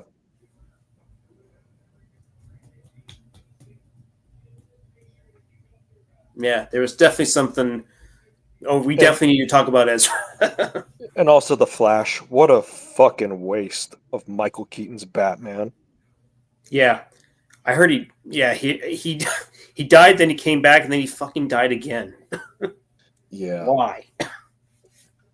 I mean, say what you will about Deadpool and Wolverine. That movie at least treated Hugh Jackman with respect. Yeah, and I think he gave it pretty. Almost, I don't know if I would say it's his best, but it's pretty right up there. Especially with that Pretty little right. rant mouth. Yeah, for the rant scene alone. Yeah, it's just a good testament to Hugh Jackman's acting ability right there. Yeah. I wonder if he will be able to do it this till he's 90. You never know. Maybe till he's 80, because The life expectancy is 80, as far yeah, as I know. Yeah. because Harrison Ford was almost 80 when he was doing Dial of Destiny Diary of Destiny. or Dialysis of Destiny. Yeah. Did you actually see that one finally, or no? No, and I don't intend to. Yeah, someone actually uploaded that I think it was a near 1080p version on that on YouTube at one point. I tried to download it, but I wasn't able to get it somehow, which is weird. Because I wasn't really going to buy the film itself. I got the previous 4, and that's good enough for me right there. Unless they might do a 6th and final one and try to redeem it, do it like a Star Trek 6 kind of deal. Because a lot of people didn't seem to like Star Trek 5, The Final Frontier. That's the one that Shatner directed. Yeah, that one has a particularly bad reputation. Yeah, but I don't mind it. I mean, it was the very first Star Trek movie I saw in theaters when I was a kid, so it definitely has a fond memory for me. Yeah, that can help. I mean, it wasn't a perfect film by any means, but that was not the worst Star Trek movie, so yeah. Yeah. Which one would you say was the worst? Well, even though I don't hate Generations, I felt like it was kind of the worst because I don't like how Kirk got killed off. Yeah, that one was a slap to the testicles. Slap to the testicles. But I also don't like how the Enterprise D got owned by a fucking 20-year-old Klingon bird of prey. Like, it didn't put much a good fight. Yeah. I mean, and they forgot the most important thing. Why didn't you just try to rotate the shield frequencies in that scene and confuse them for a bit? Because you did that with the Borg. You tell me you couldn't have done that with the 20-year-old Klingon bird of prey? Or 12, either 12 or 20. I can't remember. It was one of the two. So, yeah. And I don't mind the humor, but it got a little overboard with Data's emotional chip. I don't know if you remember that. Oh yeah, where he was acting like a clown essentially. Yeah.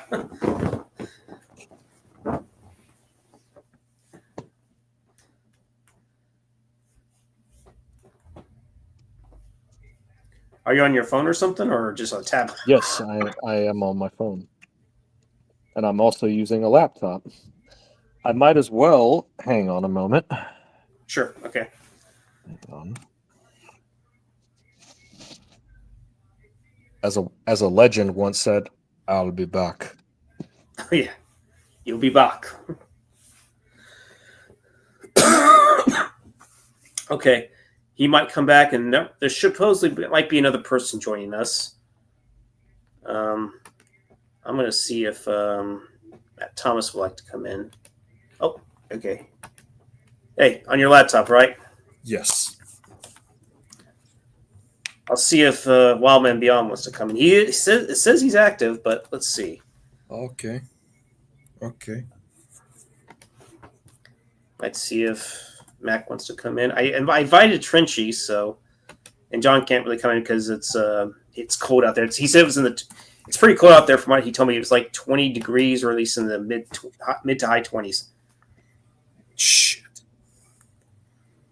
Oh, you mean the cold? Yeah. Surprisingly, it's still in the 60s, but sometime after Monday, no, actually starting Monday, that's when it's going to get maybe in the 40s or something like that for us. There's been speculation that we might have a snowstorm, but I haven't seen such a thing. That's going to be fun. Yeah. You get to play in the snow at least? I don't know, because I live in an apartment. It'll at least be nice to see snow in the backyard, you know?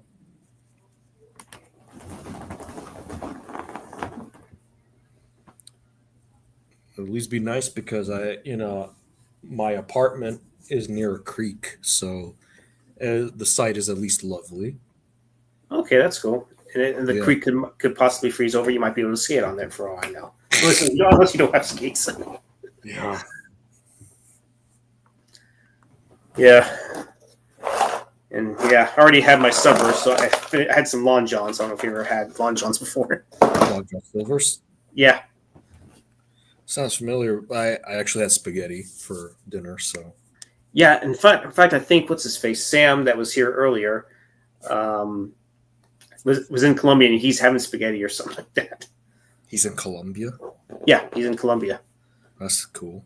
Yeah, he's in the army actually, so he was on vacation. He gets to be in there for at least, I think he said he was going to be there for 14 days, I think.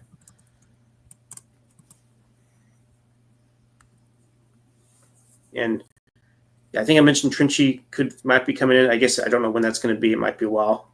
He did it. He actually tried to invite me like early this morning, but I already went to bed by that time. So, right, because I had to work again today.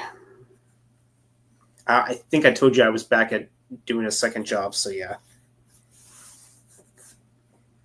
and I'm trying to save up to get a better place. I'd like it to be a house, but I'm trying to figure out if it's going to be possible even if I save enough money. If you put a down payment, you have to be aware of the something about the loan. If you take it in, you might be paying more than what's worth. I guess I don't know. I sent you a link on Instagram, Quinn. You should have gotten it. So unless if Instagram's having problems, which sometimes might be the case. Might be. I don't know. Yeah.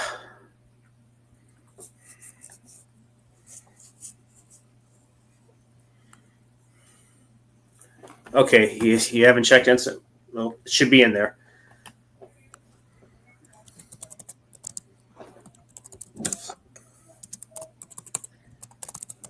Yeah. Apparently, Long John's switched to more of the waffle style fries now. So, ever since they went corporate, that's what changed. I don't know when they went corporate. I don't know if it was recent or months ago. When I was on vacation back in like early November. My mom wanted me to get her some Long Johns since it was pretty close to my hotel and everything. they still had their regular style fries, but so I assume it must have been either definitely afterwards, or maybe it was just this week. I don't know.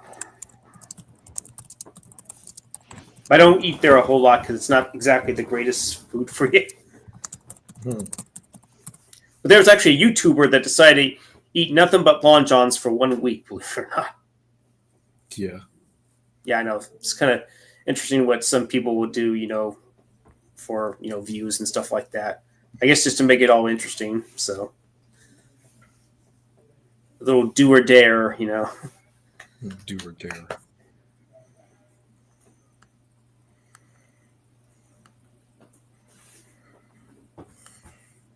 So we're just waiting on more people.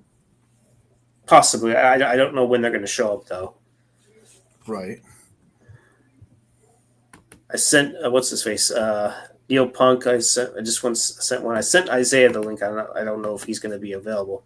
He might be busy at work for all I know. He might be busy at work, but then again, it's Saturday, so who knows, really? Yeah.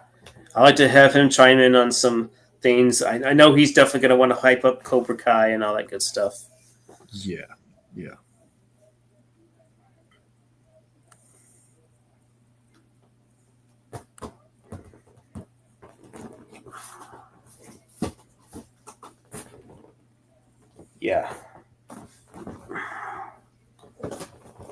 I did get Dune on 4K.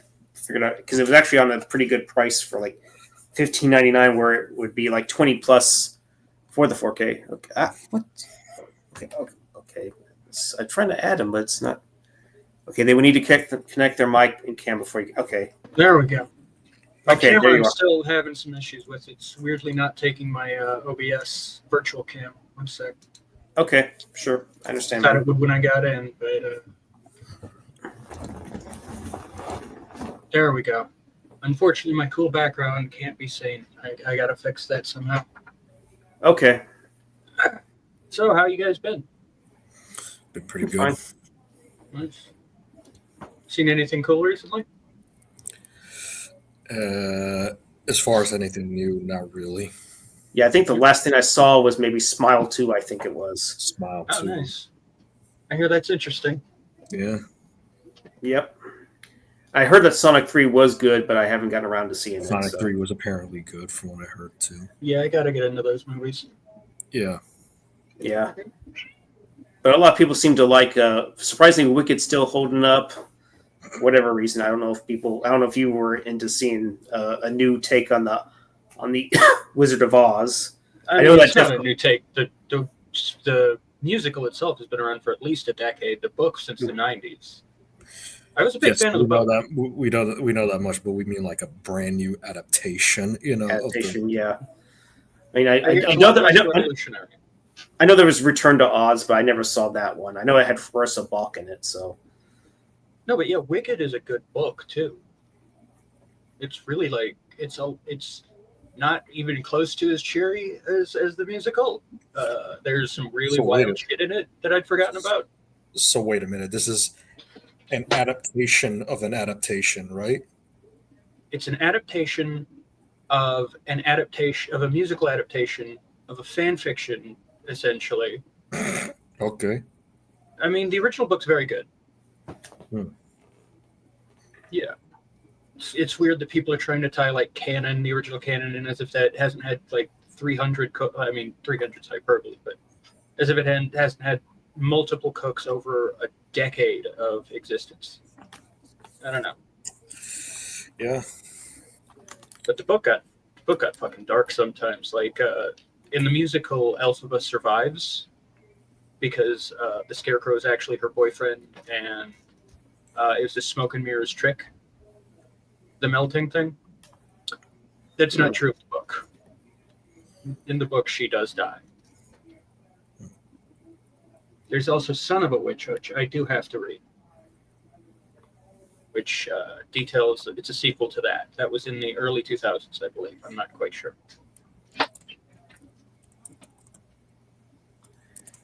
There was also Gladiator 2, but I haven't gotten around to seeing it. I know that Matt did. I heard it was ridiculous. I mean, so is. I mean, I just saw the first one, and that's also fairly ridiculous. I know, but this is like borderline, like It's like they retelling the same thing, but they didn't do it in a very good way this time. I Even mean, though Ridley Scott came back for I haven't seen it, so I can't pass judgment on it. I'm just saying the first one's also fucking ridiculous. I don't understand how much like. Doesn't it at least make sense within the historical context, though? No, it's immensely historically inaccurate. Like, if you're watching a Ridley Scott period piece for historical accuracy, you're not going to get it. I get that much, but in Black Hawk Down, they combined like 3 people into one dude multiple times. There's so many anachronisms down to like the sunglasses Hoot is wearing weren't made until 2001. You're not watching Ridley Scott movies for historical accuracy. Yeah, I get that much, but I don't know if a Gladiator 2 was particularly needed. What movies are needed? Right. These aren't needed. Yes, art, the concept is needed. No specific piece of art is ever needed. I get that. That nothing is original, though. No, of course not. The Epic of Gilgamesh, the first recorded story, contains almost every element of storytelling that could exist. 1 second. Okay. Someone's ringing my bell. They're ringing your bell, huh? They're sure not they're ringing the cat's bell either, too?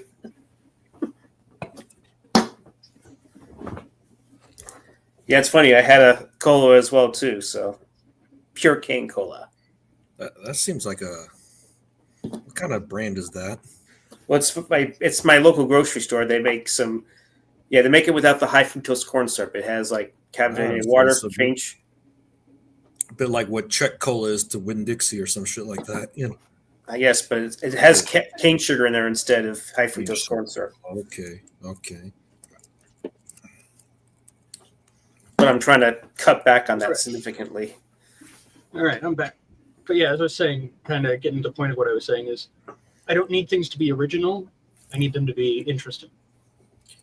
At the very least, good. Right. Well, there's no real objective qualifier for good, so I go with the subjective interesting. Because there's a ton of shit I love that's abject dog shit. But I love it because it's interesting. Like Equilibrium. What? Equilibrium. Have you seen that? I've seen it long ago, but I never thought of it as a bad movie, Oh, it's terrible. It's abject. Like the concept of gun kata is fucking stupid. It's also just kind badass of though. Gun kata's badass. Is it though? It's so dumb because it's essentially boiling gunfights down to math nerds. There's no concept of these people take cover or the realization that there's an immense amount of unpredictability in every gunfight, that you can't predict everything that happens in a gunfight because you don't have any information unless you can predict somehow if a gun's going to jam, which you can. Both yours or theirs, and it also relies a lot on human psychology, what level of training your opponent would have. So if you think about gun kata for a second, it's movie-breakingly stupid. It just looks cool. But if that is the objective, people have people have a different value of what is and isn't cool.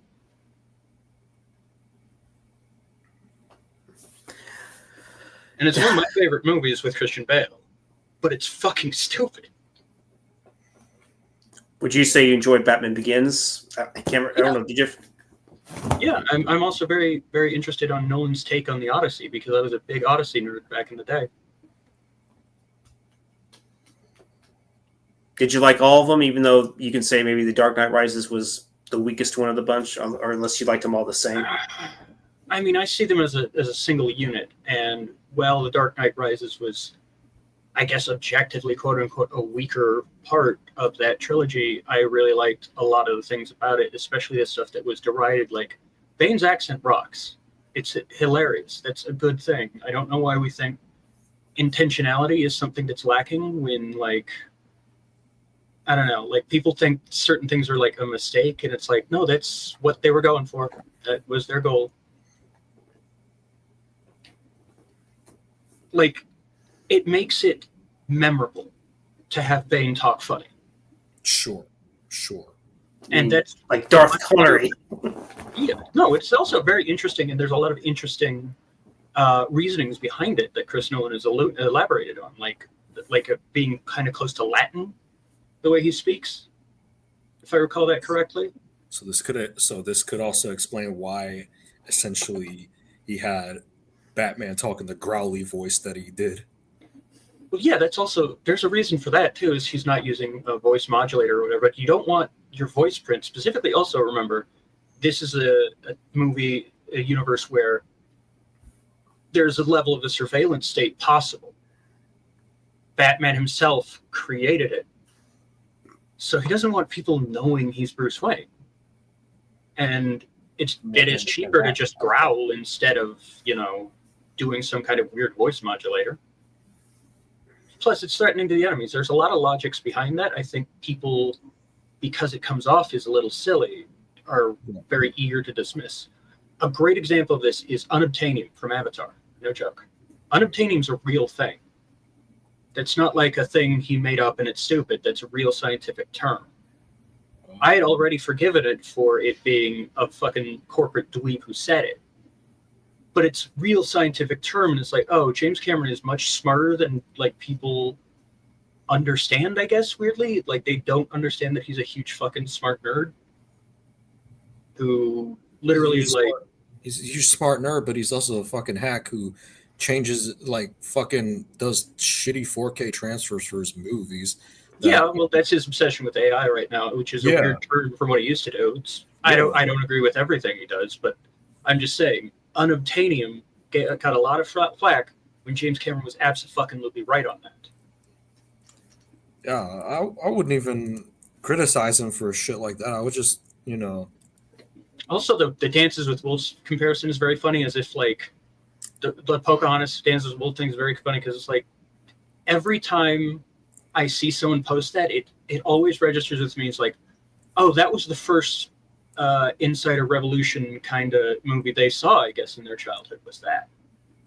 Because the story of Avatar is the story of an agent going in with bad intentions and being converted by the local populace.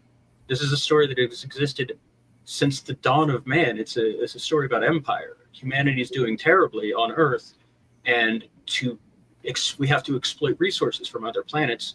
And this corporation that has a military presence on the planet,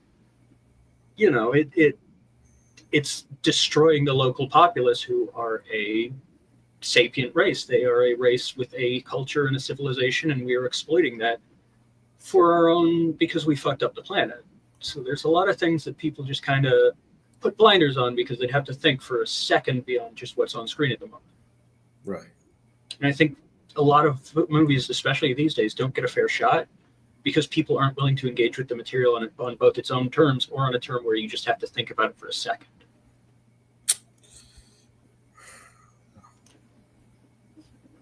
But anyways, have any of y'all seen the first Smile movie? Or I don't know if you saw it. Smile. Yeah. Smile.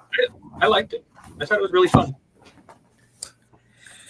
I was intrigued by the premise, by the trailer. I didn't see the movie yet, but I heard it's fucking crazy. It goes nuts. Second one's probably even more nuts. Yeah, it definitely goes balls out in that one. Especially one of the deaths. If you saw in the trailer, the Louis, the Jay Gomez. No, it's not him. It'd be funny if it was, though.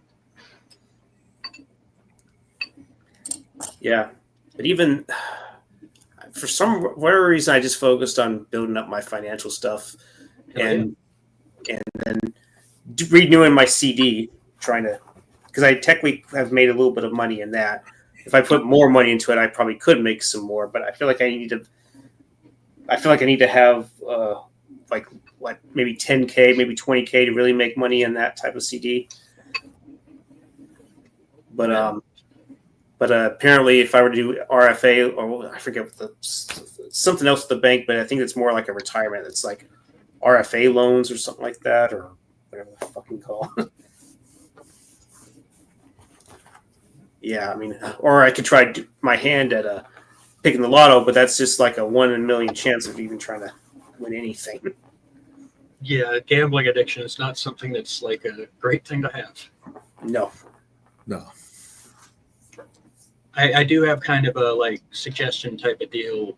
If anyone is interested in gambling, the best advice to give them is probably consider adding money you put into it lost until it pays out.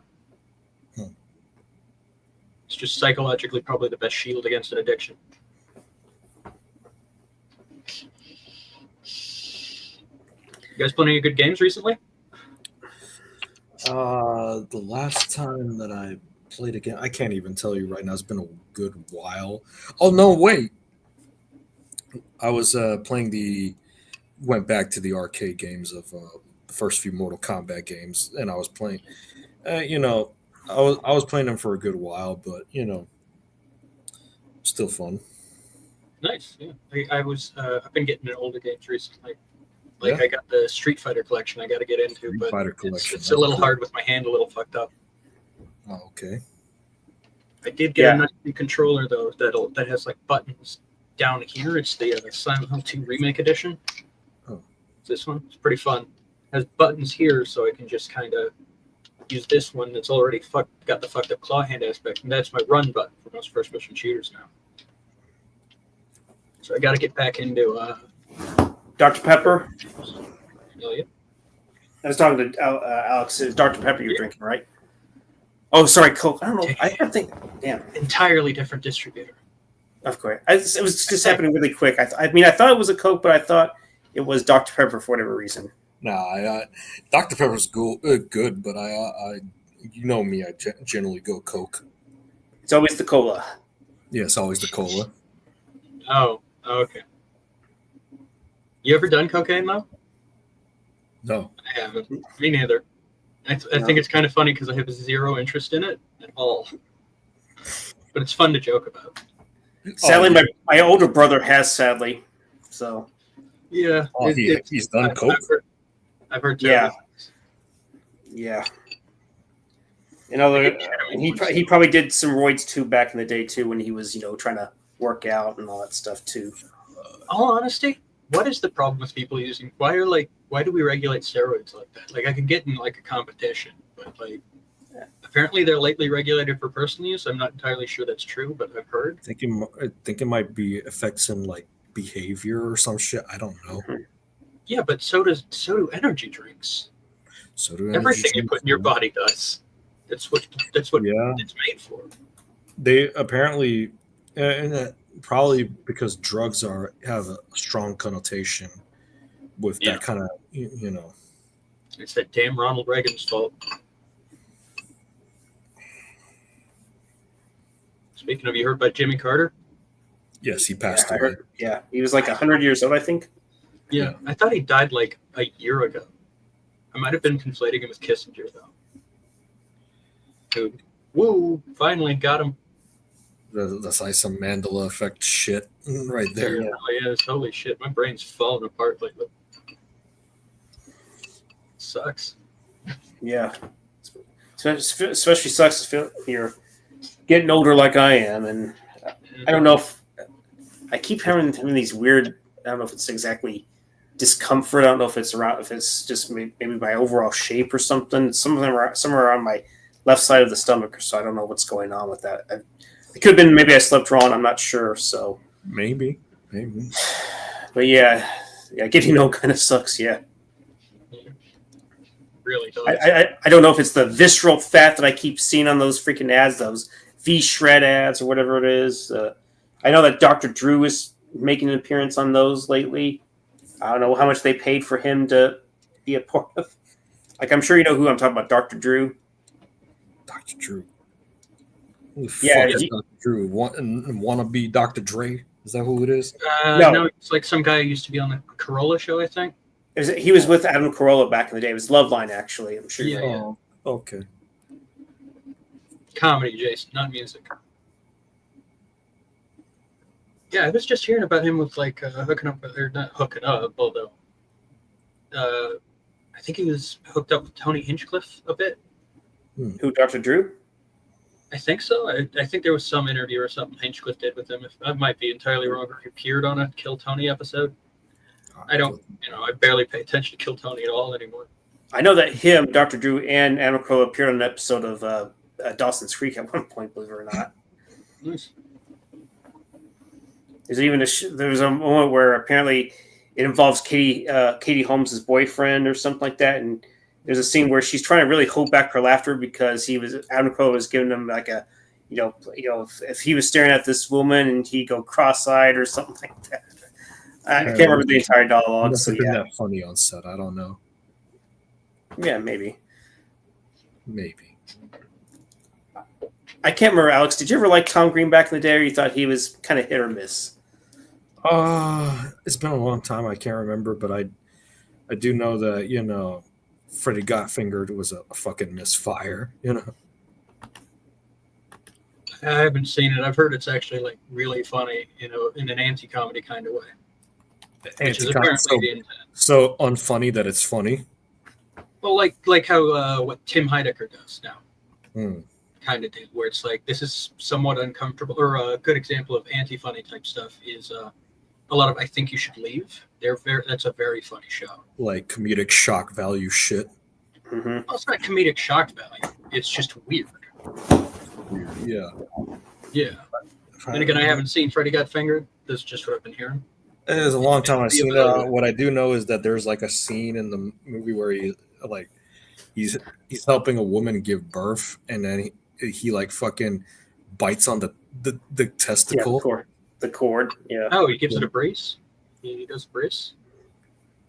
I don't know. It's been a long time, but And then there's apparently he's checking off a horse where he's like, "Hey, Daddy, I'm a farmer. I'm a farmer." Oh yeah, that's kind of funny. And then apparently when he hits a deer, he for whatever reason thinks it's the scene with him and Anthony Michael Hall of all people. His boss is just, you really want to be an animator? Get inside the animal. And he literally decides to get inside the animal and starts, cuts it open and then gets inside of it. And it's just over the top ridiculous, but you might get a laugh and amusement out of it. Yeah, that sounds like a movie to watch really blazed. Like high as a fucking kite. Yeah. Mm-hmm. Or the Daddy, would you like some sausage? I'm sure people remember that. We called that. I'm trying to remember the exact scene, but he had sausages tied to his fingers or some shit like that. And he's playing the accordion or whatever you want to call it. Some kind of the piano? Yeah, the piano, yeah. I like how none of us have any real kind of idea of what's happening in the movie anymore because it's either been so long or we haven't seen it. And even what he was going for seems real bizarre, Mm-hmm. Yeah, that's what I hear is kind of what it's going for. It's like if a movie does what it's going for, I don't know, how can I fault it? Right. And he actually created a song that was actually number one on TRL, the Bum Bum song. I'm sure everyone remembers that. I've probably heard it, yeah. But I think MTV forced him to take it down for whatever reason. I guess because they wanted to have the other like NSYNC, Backstreet Boys, or Britney Spears back in the day. I guess they were hoping they would be the ones that would remain number one for a while. Yeah, that's a pretty funny bit then, actually, having that happen. Yeah. Which is funny. Annoying MTV so much. They're like, you have to not do that. Come on. I think right now he's living a pretty good mellow life. I think he has a cabin or something. It's funny how you mentioned that about MTV pulling the shit out because, around the same time, Eminem got popular and was pretty much lambasting the shit out of these fucking teeny bopper bullshit pop stars, You know what? One of the funniest experiences I've had regarding like bands of that era, boy bands of that era, is I heard the most beautiful song I've ever heard about loneliness and like regret. It turns out it's "Tell Me the Feeling of Being Lonely," and I realized, oh, that's like an NSYNC song. What the fuck? That can happen sometimes. Really? Yeah, it's I forget Anna Turheim, I believe, is the cover artist. Or I might be conflating it with another person. Let me look that up. Yeah. But it's an incredibly soulful rendition of that song where it's like, what did it sound like originally? And I looked up, it's like, Yeah, I like this other version. I like the cover a lot better. Mhm. Yeah, that can happen. Where the fuck? Oh, show me the feeling. Tell me the feeling. Speaking of cover renditions, the song "Fly Like an Eagle." Which version do you prefer, the Seal cover or the Steve Miller Band original? I don't know. I'd say they're both good in their own way. I'd say. They're both good in their own way. How about you, Alex? Do you have a preference, or you like them both? It's a good song. I grew up with the Seal version most of the time, but I remember this. I think I remember hearing the original one. Who'd you say did the original again? Steve Miller Band. Steve Miller. Okay. The Seal version featured prominently in Space Jam. Yes, that's what I remember. Mostly Space Jam. And Sally, that got a seek when I heard it sucked ass. Oh, it did. It did. Fucking boring as shit. Dragged on for so long. Oh yeah, a certain someone that we know. If you did a review on it, we won't mention that. Oh, he did a review on that? Yeah, I'm shocked that he didn't show his feces in that fucking video. Yeah, he did a review of the recent Hellraiser, and yeah, he showed his. Yeah, I can't believe he actually did that. I guess he was doing that for shock value. I guess I don't know. He pulling an Amber Turd? Is that what's going on? I guess so. Anyways, Yeah. so Show me the meaning of being huh? lonely. What's Jesus. up? Sorry, I was still like, show me the meaning of being lonely, not feeling. Yeah. Fucking idiot. Hey, we sometimes have brain farts. Look no further than Jason Garrett. Yeah. It was Anna Turnheim, too. Great cover.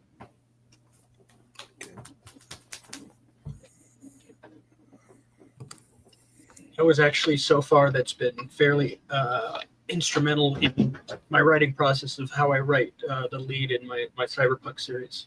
You got a cyberpunk series you're writing, huh? Yeah. I'm three. I first did it as a feature-length script of about 90-something pages. Then I did a little novel, little couple chapters to kind of flesh out the characters in my own head. And now I'm thinking of doing it as a short animated series. I'm probably going to invest some of the money I'm getting from the payout for getting hit by a car. I've got a few. I've got at least one animator on board, a concept artist, and I'm searching around for voice actors and stuff. But it takes place. It's called New Soul, Old Souls, and it takes place in Seoul, South Korea, after the entire peninsula has been reunited, and it's now been annexed by the American Empire. I think I get how the title might be New Seal, like Seal, South Korea, Old Souls. It's pronounced Seoul. New Souls, New Soul, but it's spelled like Seal. Yeah, that's how it is. Wow. It's because it takes place in New Seoul City. Right. And I actually recently found, like yesterday, I found an English Korean dictionary on the ground, and I think that's a double down type of sign. Right. But yeah, it takes place in like 2041, and it's a political action thriller about the nature of the American Empire, stuff like that. How it follows a team of counterinsurgency agents.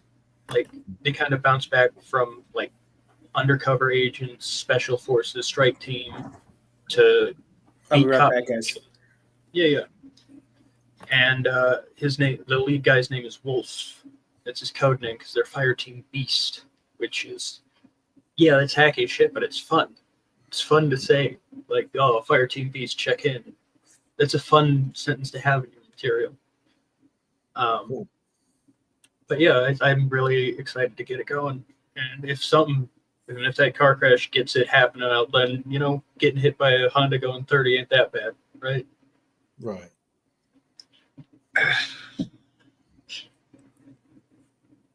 So you're a screenwriter, right? Yeah, I do a lot of things. I do photography, I do comedy, I'm an editor, and I really want to do the screenplay. And I think this might get it done. I'm on episode 3 right now, and that one's I might pitch that as the pilot, the first one shown, even though it's not the beginning of the story.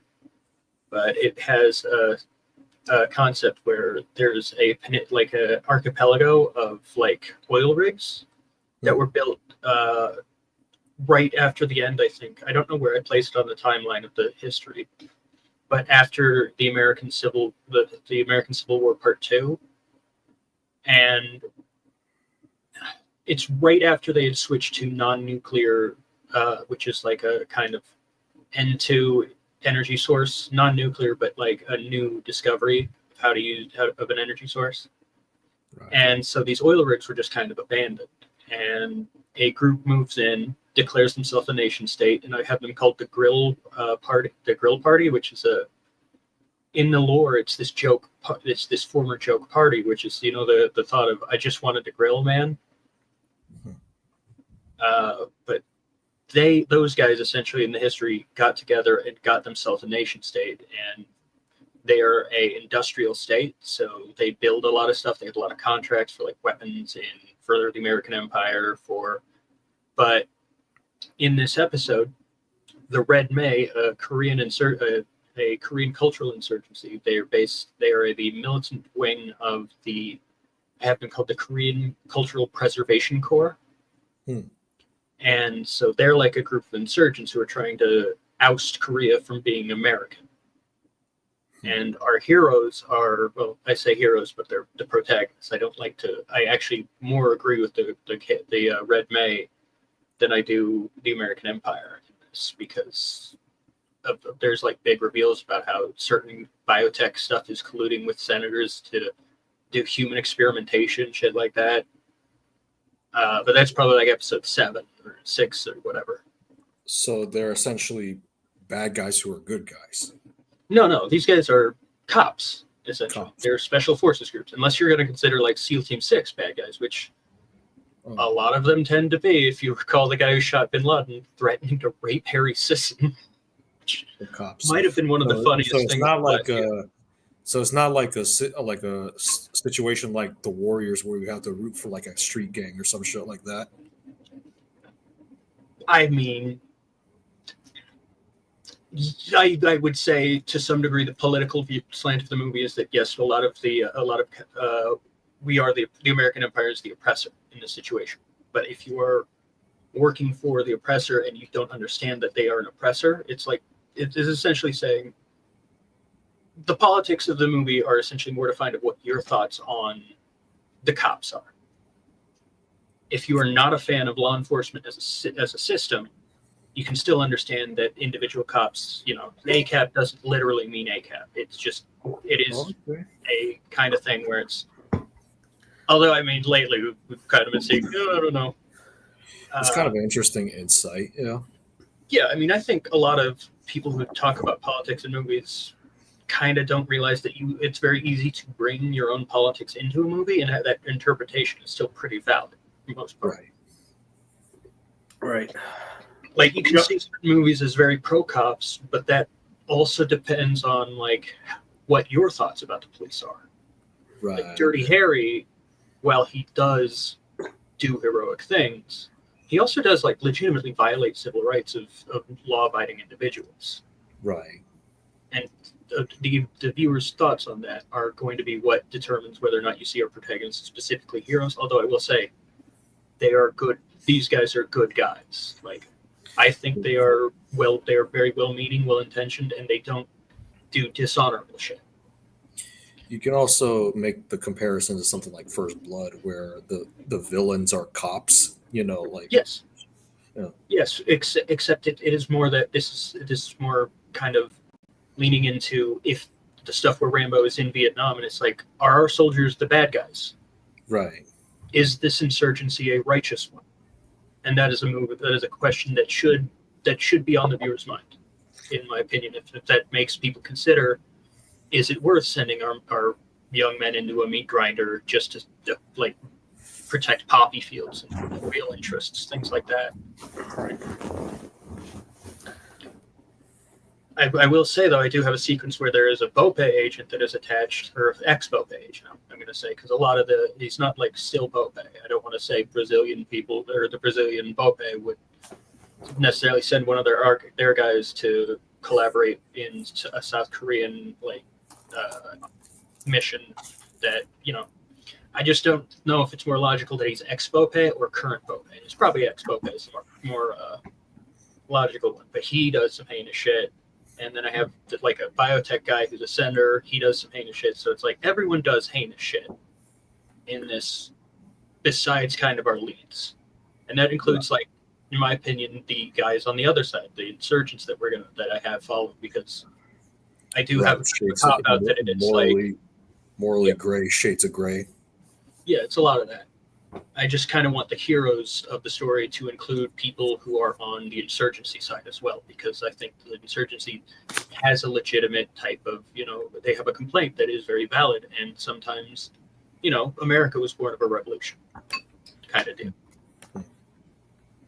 So I think we as a culture are should be very easily able to understand insurgencies. Sure. Yeah. It's just that we became an empire.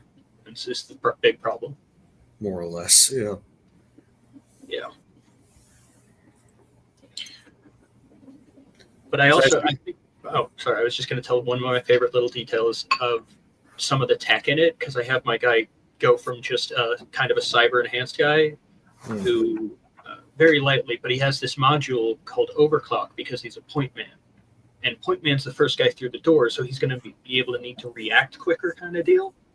And so I have him like kind of as a drug addict, like a functional drug addict, but because he's not addicted to tech, no, mushrooms specifically, because that's part of the cocktail that the overclock feeds him to improve his reaction time. What I really got to look through is like proposed future soldier shit from the early 2000s, because I just realized that kind of. Oh, we were trying to do our own little Spartan 2 program from Halo back in the early 2000s. That was interesting.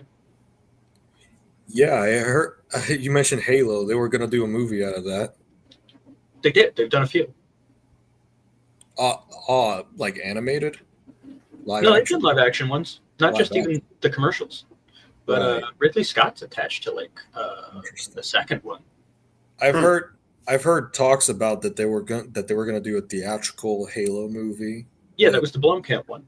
The Blomkamp one, yeah. Peter Jackson was producing. Yeah, Alex Garland had a script out. It's available and it's pretty decent. It tells the story of Halo 1. Yeah. But what's crazy, Scotty, I've told you about the Bungie rabbit hole, right? Hang on, let me close my door because I don't want to be bothered by my roommate, because I might get a little passionate talking about this because it's so cool. Mm-hmm.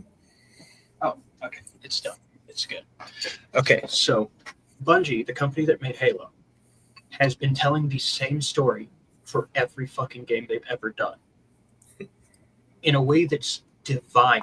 Like, I'm talking back in the days of literally they have a knob, which is Pong. Pong literally tells the story of every Bungie game I've ever fucking seen to some degree. They're all connected, and it's so wild. Where Halo came from a lot of what was done from Bungie's game Marathon. There's that series. And Marathon is the story of a cyborg security officer being bounced around at the behest of two different and opposing AIs. A lot of stuff in Halo is from Marathon. Like the whole Covenant concept of a bunch of varied alien races from across the galaxy converging and trying to destroy humanity. Yeah. And then that story is also essentially told with like a different setting. Myth tells that story as well, where there's a bunch of like conglomerate of hyper-religious evildoers, quote unquote. But again, it's all like a matter of myth, not Myst or anything like that, right? Myth was a real-time strategy game. Right. Yeah. Back in like the early 2000s, or maybe even late 90s. I don't quite recall. I think I might have seen that it was being promoted for the PlayStation at some point. I don't know if that's true. I know it's a PC game. A PC game that got ported, maybe. Potentially. I don't have info on that. But Myth was great because it's like it's also got like there's elements of cosmic horror in there too, and all of Bungie's games have that now, or not now, but always have. That cat dance. That's what I was hearing. Your cat, huh? Yeah. Yeah. No, she's up there. Yeah, she's good. Now, the thing about the Halo movie was that I heard that there was, because they hired Universal and Fox to do the distribution, there was clashes over what the vision of the film should be, and Microsoft wanted, complete creative control. And then we got District 9 out of it, though. And there's actually shit. There's actually shit from Halo in District 9, like literal assets. Like, you know that dog, you know the alien dogfighting scene? Right. Those are the Flood. Right. It's legitimate. Those are infection films. Yeah. It genuinely didn't help that video game movies weren't taken seriously at that time. And you had a few hits like Mortal Kombat and Tomb Raider, but most of the time you had clunkers like the original Super Mario Brothers movie and that movie's amazing. It is amazing, but it definitely wasn't. It's actually legitimately really good in a way where it's like if you don't try to take it like seriously. Yeah, better than the shit that Uwe Boll makes. That's for sure. I'm also an Uwe Boll defender, if just for him beating the fuck out of Lotex. But House of the Dead was fun. It was dumb, but again, it's like if you're not trying to take it specifically seriously. And when you really like delve into a lot of the stuff in the original like franchise of House of the Dead, it's not serious. It's not a serious like video game series. It's cheesy and corny and stupid, and that is why it's beautiful. But either way, they definitely were not taking video game adaptations as seriously as they should have. Like especially compared to like now, where they're more successful. Yeah, but is success the measure we're going to do for art? Like, do we give a shit about quote unquote other than like why are we pocket watching? Why shouldn't we just engage with the art on its terms? Right. To be fair, the Sonic movies are pretty enjoyable in their own right. That's what I've heard. I've heard they're great. Yeah.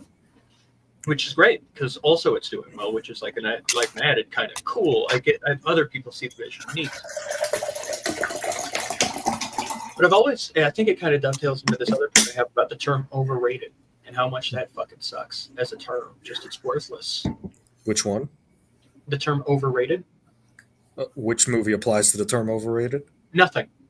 Overrated is a meaningless criticism. It means literally nothing. Okay. Because it's like, who is the authority to determine what it should be rated? The thing that's doing the rating is the masses. Right. So no movie is ever really, to be quite honest, underrated, although I'll forgive that term. Although I would prefer people use, hey, this is a cool movie I don't see people talking about a lot, something like that. What about under the radar? That's what I used on one of those. That's a perfect term. Maybe. Yeah, that's what I used. That's what I did on my recent Strange Way slideshow suites that I did. It was a band. They had a real good potential to really break through. I don't know if they quite did as well. I mean, they had. I think they had like one music video, and that was off their second album. It seems like a lot of people that follow me seem to really like listening to that. That one nearly has 700 views on it. So yeah, nice. Hell yeah. And I noticed it definitely increased my subs. I think it might have been because of that, because I was like at 650 something, maybe 660, but now I'm at 670. So yeah. Fantastic. My music videos have not been doing shit for me lately, but I think it's some of my best work recently. Oh. Well, eventually some people might definitely catch on. I guess it just takes time. Hopefully. They really came out for the first one I ever did, the Mr. X one, but no one lately.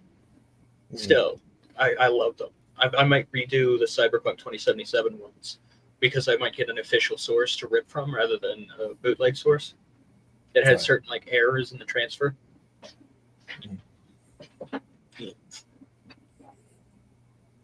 You play that game at all, Cyberpunk?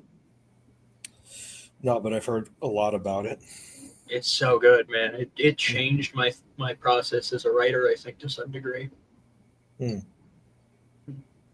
Also, playing as terrorist Keanu Reeves at one point was really fun while we nuked Amazon.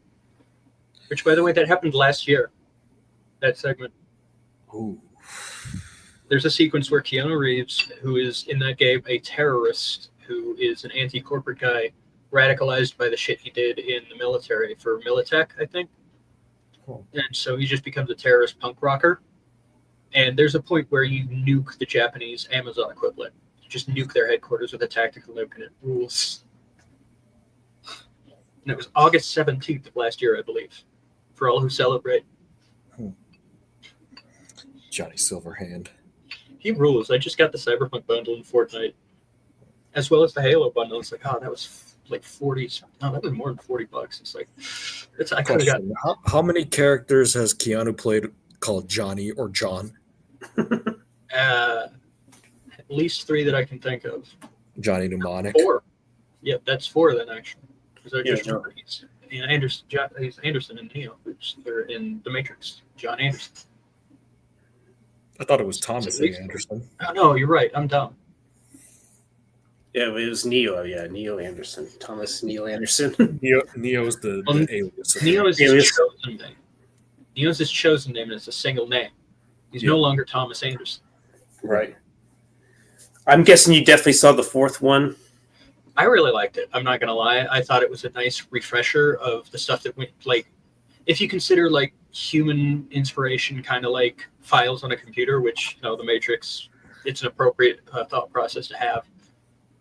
But I thought it was a nice refresh, like Lana, the specific. I can't remember which specific one directed it, but it felt like she had gone back and seen recent stuff from the genres that had inspired the original Matrix. Like, I saw stuff from like recent Chinese action movies that was kind of like very in the same kind of vein. Like Raging Fire felt very like there was a certain soul to it that had a very similar feel in The Matrix 4. And I think it's overhated for, and I will say that even though that's technically the same as overrated, but I think a lot of the people that hate The Matrix 4 kind of see The Matrix as like they're like, a lot of them are like Elon Musk types, where it's like they like see the red pill and then they have one definition of what that could be referring to, rather than maybe thinking more than one thing can be true at once. People who are like, no, The Matrix is just about it is only about like revolution against the machines, and they're the government, and it's like it can also be about this thing about their experiences closeted trans people at the time. Both can be true. And a lot of that is there definitely is a lot of symbolism and deep thematic stuff in the Matrix. Yeah, I don't. It's wild to me that a lot of people these days seem to only think an allegory that it's a one thing with allegories, and it's a wild thing because it's like so much of. I try to refer to it as DNA. I have this wild crackpot theory that you could consider art a form of life. Essentially, kind of, how there's the thoughts that we don't really have a definition of what life is, and the closest one, you could kind of apply a lot of these things to a lot of things that aren't experienced as life. And these are like considered extant forms of life is the term, I believe. No. Where art could have a will, kind of deal. Right. And its vector of reproduction would be through humankind. Like, it's a crackpot theory, but it's fun when you're high. Sure. It's a very fun thing to think about. I don't know if you saw this, Quinn, but believe it or not, Alex and John eventually got to meet. They got to see a couple movies because they're in the same. Yes, we saw a double feature of Die Hard and Lethal Weapon in the cinema. Oh, sick. Yeah. I have not seen Lethal Weapon in ages. Yeah, it's to the point where I can't really remember if I've seen it the full way through. It's the other ones I haven't seen. Mm-hmm. All of them are good, but the first 2 are definitely the best. Yeah. That's what I've heard. Yeah, the first 2 are definitely best. Really good. You can make the argument of it got worse with every installment, but none of them are particularly like bad or anything, Yeah. I'm starting to have the same thought about Die Hard, where it's like, I'll be a Die Hard 5 defender. Fuck it. Who cares? Who gives a shit? Oh, you have bad taste. I just like a lot. I have a lot of love to give, kind of deal, I don't completely hate it, but it's not my favorite of all of them. I mean, the first 3 are definitely the best. I think Die Hard 4 was pretty solid, even if I turned the people page on that one too. It's good. Yeah, even if people don't like Timothy Olyphant, I still thought he was an okay villain. Yeah, looking back after having seen like Justified, he's one of the best actors. He rules so much. And The Crazies, holy shit, he's phenomenal. I have that movie, but I haven't seen it. So it's a good movie for sure. It's phenomenal. It really rocks. I think it's one of like for a director who has almost every fucking one of his movies remade maybe multiple times. I think it's one of the better George Romero remakes. George A. Romero, huh? Yeah, it was originally a George Romero film. Interesting. Back in like I think it was pre Night of the Living Dead too. Actually, if I'm right, I'm not Is this sure. The Crazies? Yeah. Oh yeah, I heard about that. Yeah.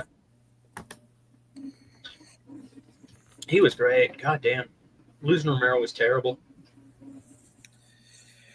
Romero's best work to me is always going to be like one of his earlier Dead movies, like Night of the Living Dead, Dawn of the Dead. Day for me. Day of the Dead. Yeah. The others are so good, but Day speaks to me in a way it's hard to even explain. I love that concept of, well, the world's fucked. I guess you got to try to sort of rebuild it. Right. We got to go out, clear these zombies.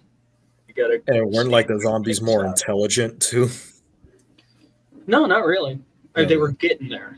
That's just part of the experiment. They were trying to build an experiment. We were that mad doctor was rehabilitating a zombie. Yeah.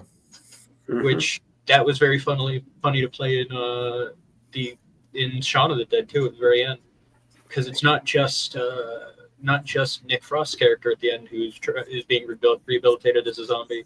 There's like a TV show where it happens. Yeah. It's kind of, I thought that was wild. I'll even say Land of the Dead was good too. I was going to bring that up. Land of the Dead. I actually saw that in theaters, believe it or not. Same. Really good movie, actually. What do you think of the idea that George A. Romero was originally attached to Resident Evil? I've read his script. It's not great. It's no better than Paul Anderson's. Ooh. And Paul Anderson had the better idea of doing something new and different that was so powerful it got put into the games. Interesting. A bit like how he granted it, Mortal Kombat, he was more of a director for hire, but most of the elements of that movie eventually made its way. Yeah, I don't think he's a director for hire. No, and not at all. Not for video game movies. He loves those games. Yeah, he was also a fan of Mortal Kombat, which was also ultimately a reason he got the part as director for that movie. Yeah, they're passion projects for him. I think people have the idea that Paul Anderson has never played the Resident Evil games, which is just wildly untrue. Yeah, he and Mila are both huge nerds. Mila shouts out Half-Life in the commentary for Resident Evil, the original. Right, and she's great, by the way. My mom met her once in a fabric thing, and she's phenomenal. What an incredibly sweet person. Yeah, I can imagine. Yeah, she definitely takes care of herself very well. Not just looks, but also as a person. Mm-hmm. Yeah, I think she's had 3 kids already with him. Yeah. They're also gonna ruin what's the word? Luddite nerds and take over Capcom franchises. I bet. Kind of interesting how Anderson ultimately chose Mortal Kombat over a Street Fighter, which is a Capcom franchise.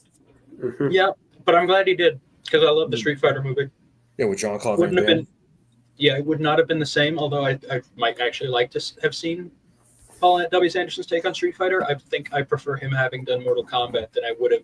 Yeah. I wouldn't trade. He generally suits Mortal Kombat better, to be honest. Yeah, there's actually a very funny insight I learned about Mortal Kombat through a commentary by a bunch of comedians called High Society Radio, where Johnny Cage is the worst matchup you can have, or Goro is the worst opponent you can fight as Johnny Cage. And that seems that's apparently it seems to be probably a very intentional thing to have done to pair those two up in the movie. Right. Yeah. Plus, Paul Anderson's got huge nerd cred for Event Horizon. He helped inspire a lot of stuff in Warhammer 40K. Yeah. Or at least it was actually that's a bit overselling it. He got nods for Event Horizon from Warhammer 40K creators. Mm-hmm. Just too bad we won't get to see the uncut version. I mean, I think it technically was available, but I think the footage was deteriorated or something. Yeah, it was just gone from what I heard. Yeah. Shame. It's a shame. Yeah. I'd have loved to see Sam Neill lose his mind even more. Yeah. It's always a great Sam Neill performance. Not that they all aren't, but when he's losing his mind, it's right. Yeah, like in The Mouth of Madness. I gotta say that. Oh yeah, I think you might like it. It's John Carpenter. What can I say? Yeah. Also, huge nerd. Yes. Just all he does nowadays is weed and Xbox, and that's phenomenal, fantastic, good for him. If I'm not mistaken, if I remember in the Resident Evil documentary, he mentioned John Carpenter, Paul Anderson. It was like kind of an inspiration for the. Oh, absolutely. Paul would in the commentary. He keeps nerding out about John Carpenter a lot. It's great. Yeah. Paul's a guy who I'd love to work with him at some point because he's a guy. Not only is one of the reasons I wanted to be a filmmaker, is specifically him in the commentary of Resident Evil. Yeah, he generally comes off as like a guy you want to have a conversation with. He's passionate. He's such a passionate person about the things he thinks are cool. Right. And he's got such a neat sensibility of what's cool, where I am absolutely, if I hadn't gotten into Paul his movies, I would not be the same person. Like, The Matrix would have still changed me a lot, but Paul W.S. Anderson changed me about as much as The Matrix did in terms of my sensibilities and what I want to see on film and type of thing. To an extent, I can kind of relate because I grew up with the first Mortal Kombat. So, A lot of people seem to really like Soldier now. I haven't even fully watched it. I remember not hating it, but it's fun. I would say it's probably my consideration for his weakest. If just because I can barely remember, and that might be my fault. I might not have been fully paying attention when I was watching when I did. I don't even remember his Monster Hunter movie though. I didn't say it, but I hear it's literally based on sessions he has with Mila. Like that's their build. Pretty much. Yeah. No, he's living the life I want to live. Hot nerd wife. Yeah. Being handed franchises that you grew up adoring. Right. Just to adapt into film. I think the criticism of "you're just jealous" gets dismissed as bad criticism, but especially I can't say it because it's like I'm jealous. I'm fucking jealous of Paul Anderson, and I choose to turn that into love. Yeah, a life that we all could embrace if we were to find a not haughty girlfriend who's going to be loyal and not going to hoe out or have an open marriage, which is a lot of what females do these days. It's like Jada Pinkett. Yeah, I do like the implication that a lot of people seem to have that he had he cast her in the first movie because they were married, which they weren't. They met. That was the movie they met during that. Yeah.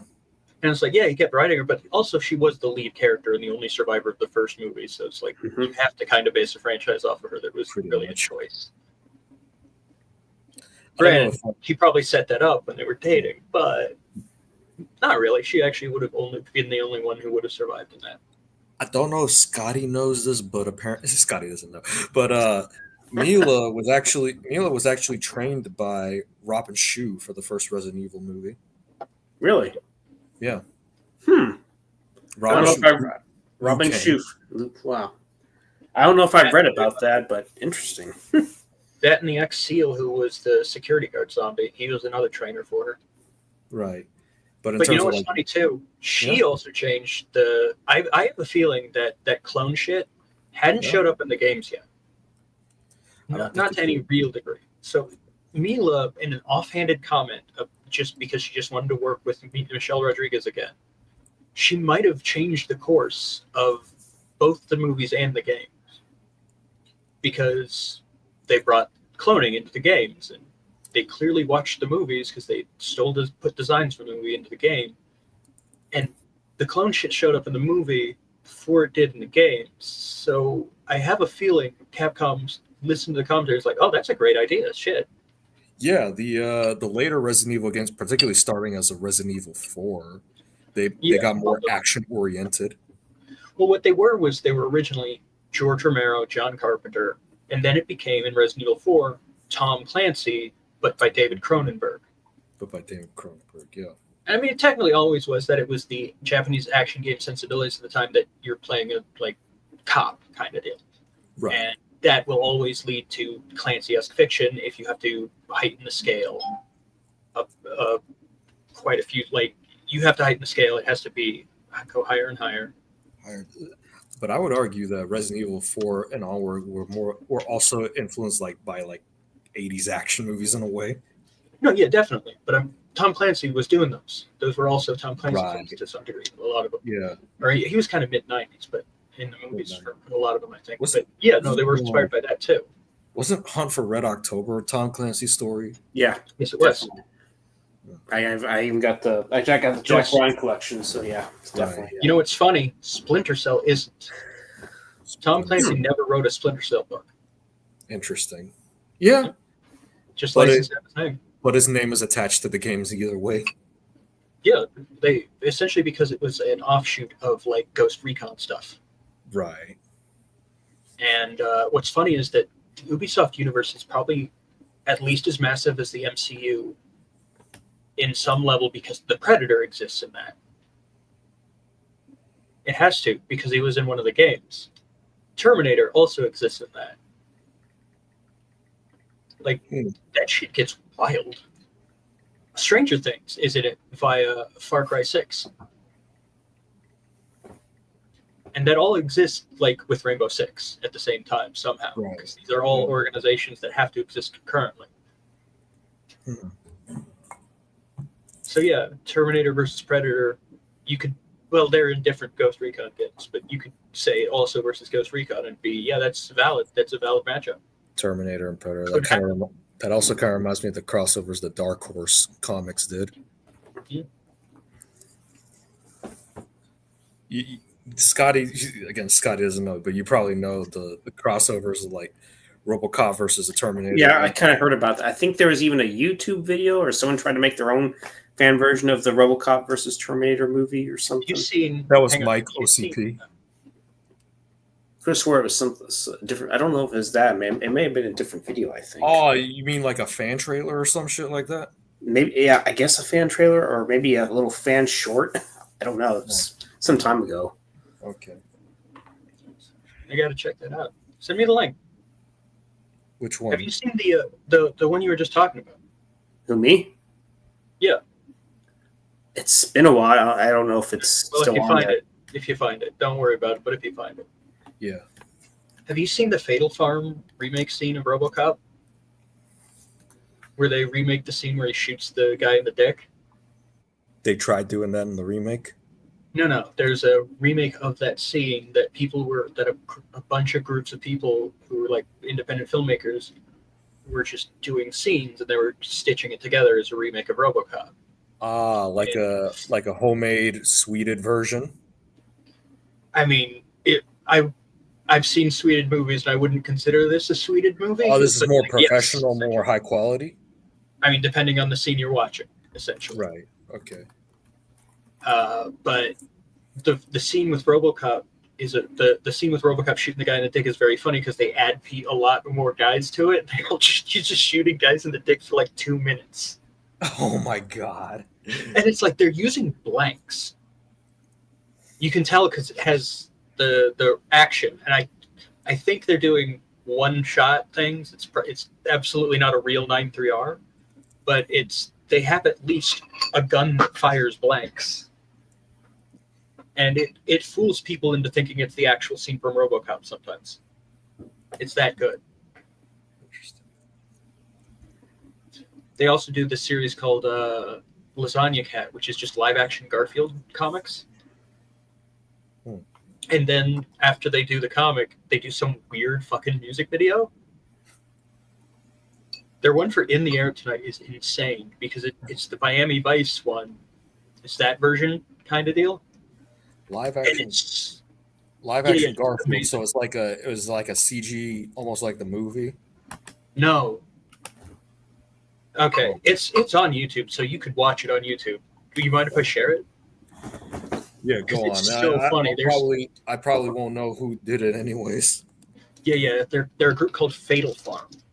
Fatal Farm. They also did a very funny incredibly dark DuckTales. Hey, before you share it, I was actually going to go ahead and end the stream, but we can talk in the back room for as long as we can. So I'm going to go ahead and do that. That way, you can definitely share what you. I'm looking at the thumbnail. It's a guy in a Garfield suit. Yeah, it's amazing. But anyways, for the people that stopped by, thanks for stopping by, and thank you, Alex, for stopping in. Thank you, Gwen, for stopping in as well. Yeah. It was a pleasure, and we definitely need to do some show live streams. I'll try to do some more of that, and plus some live commentaries in the future. So Right. we'll definitely see you there, my folks. Have a good one.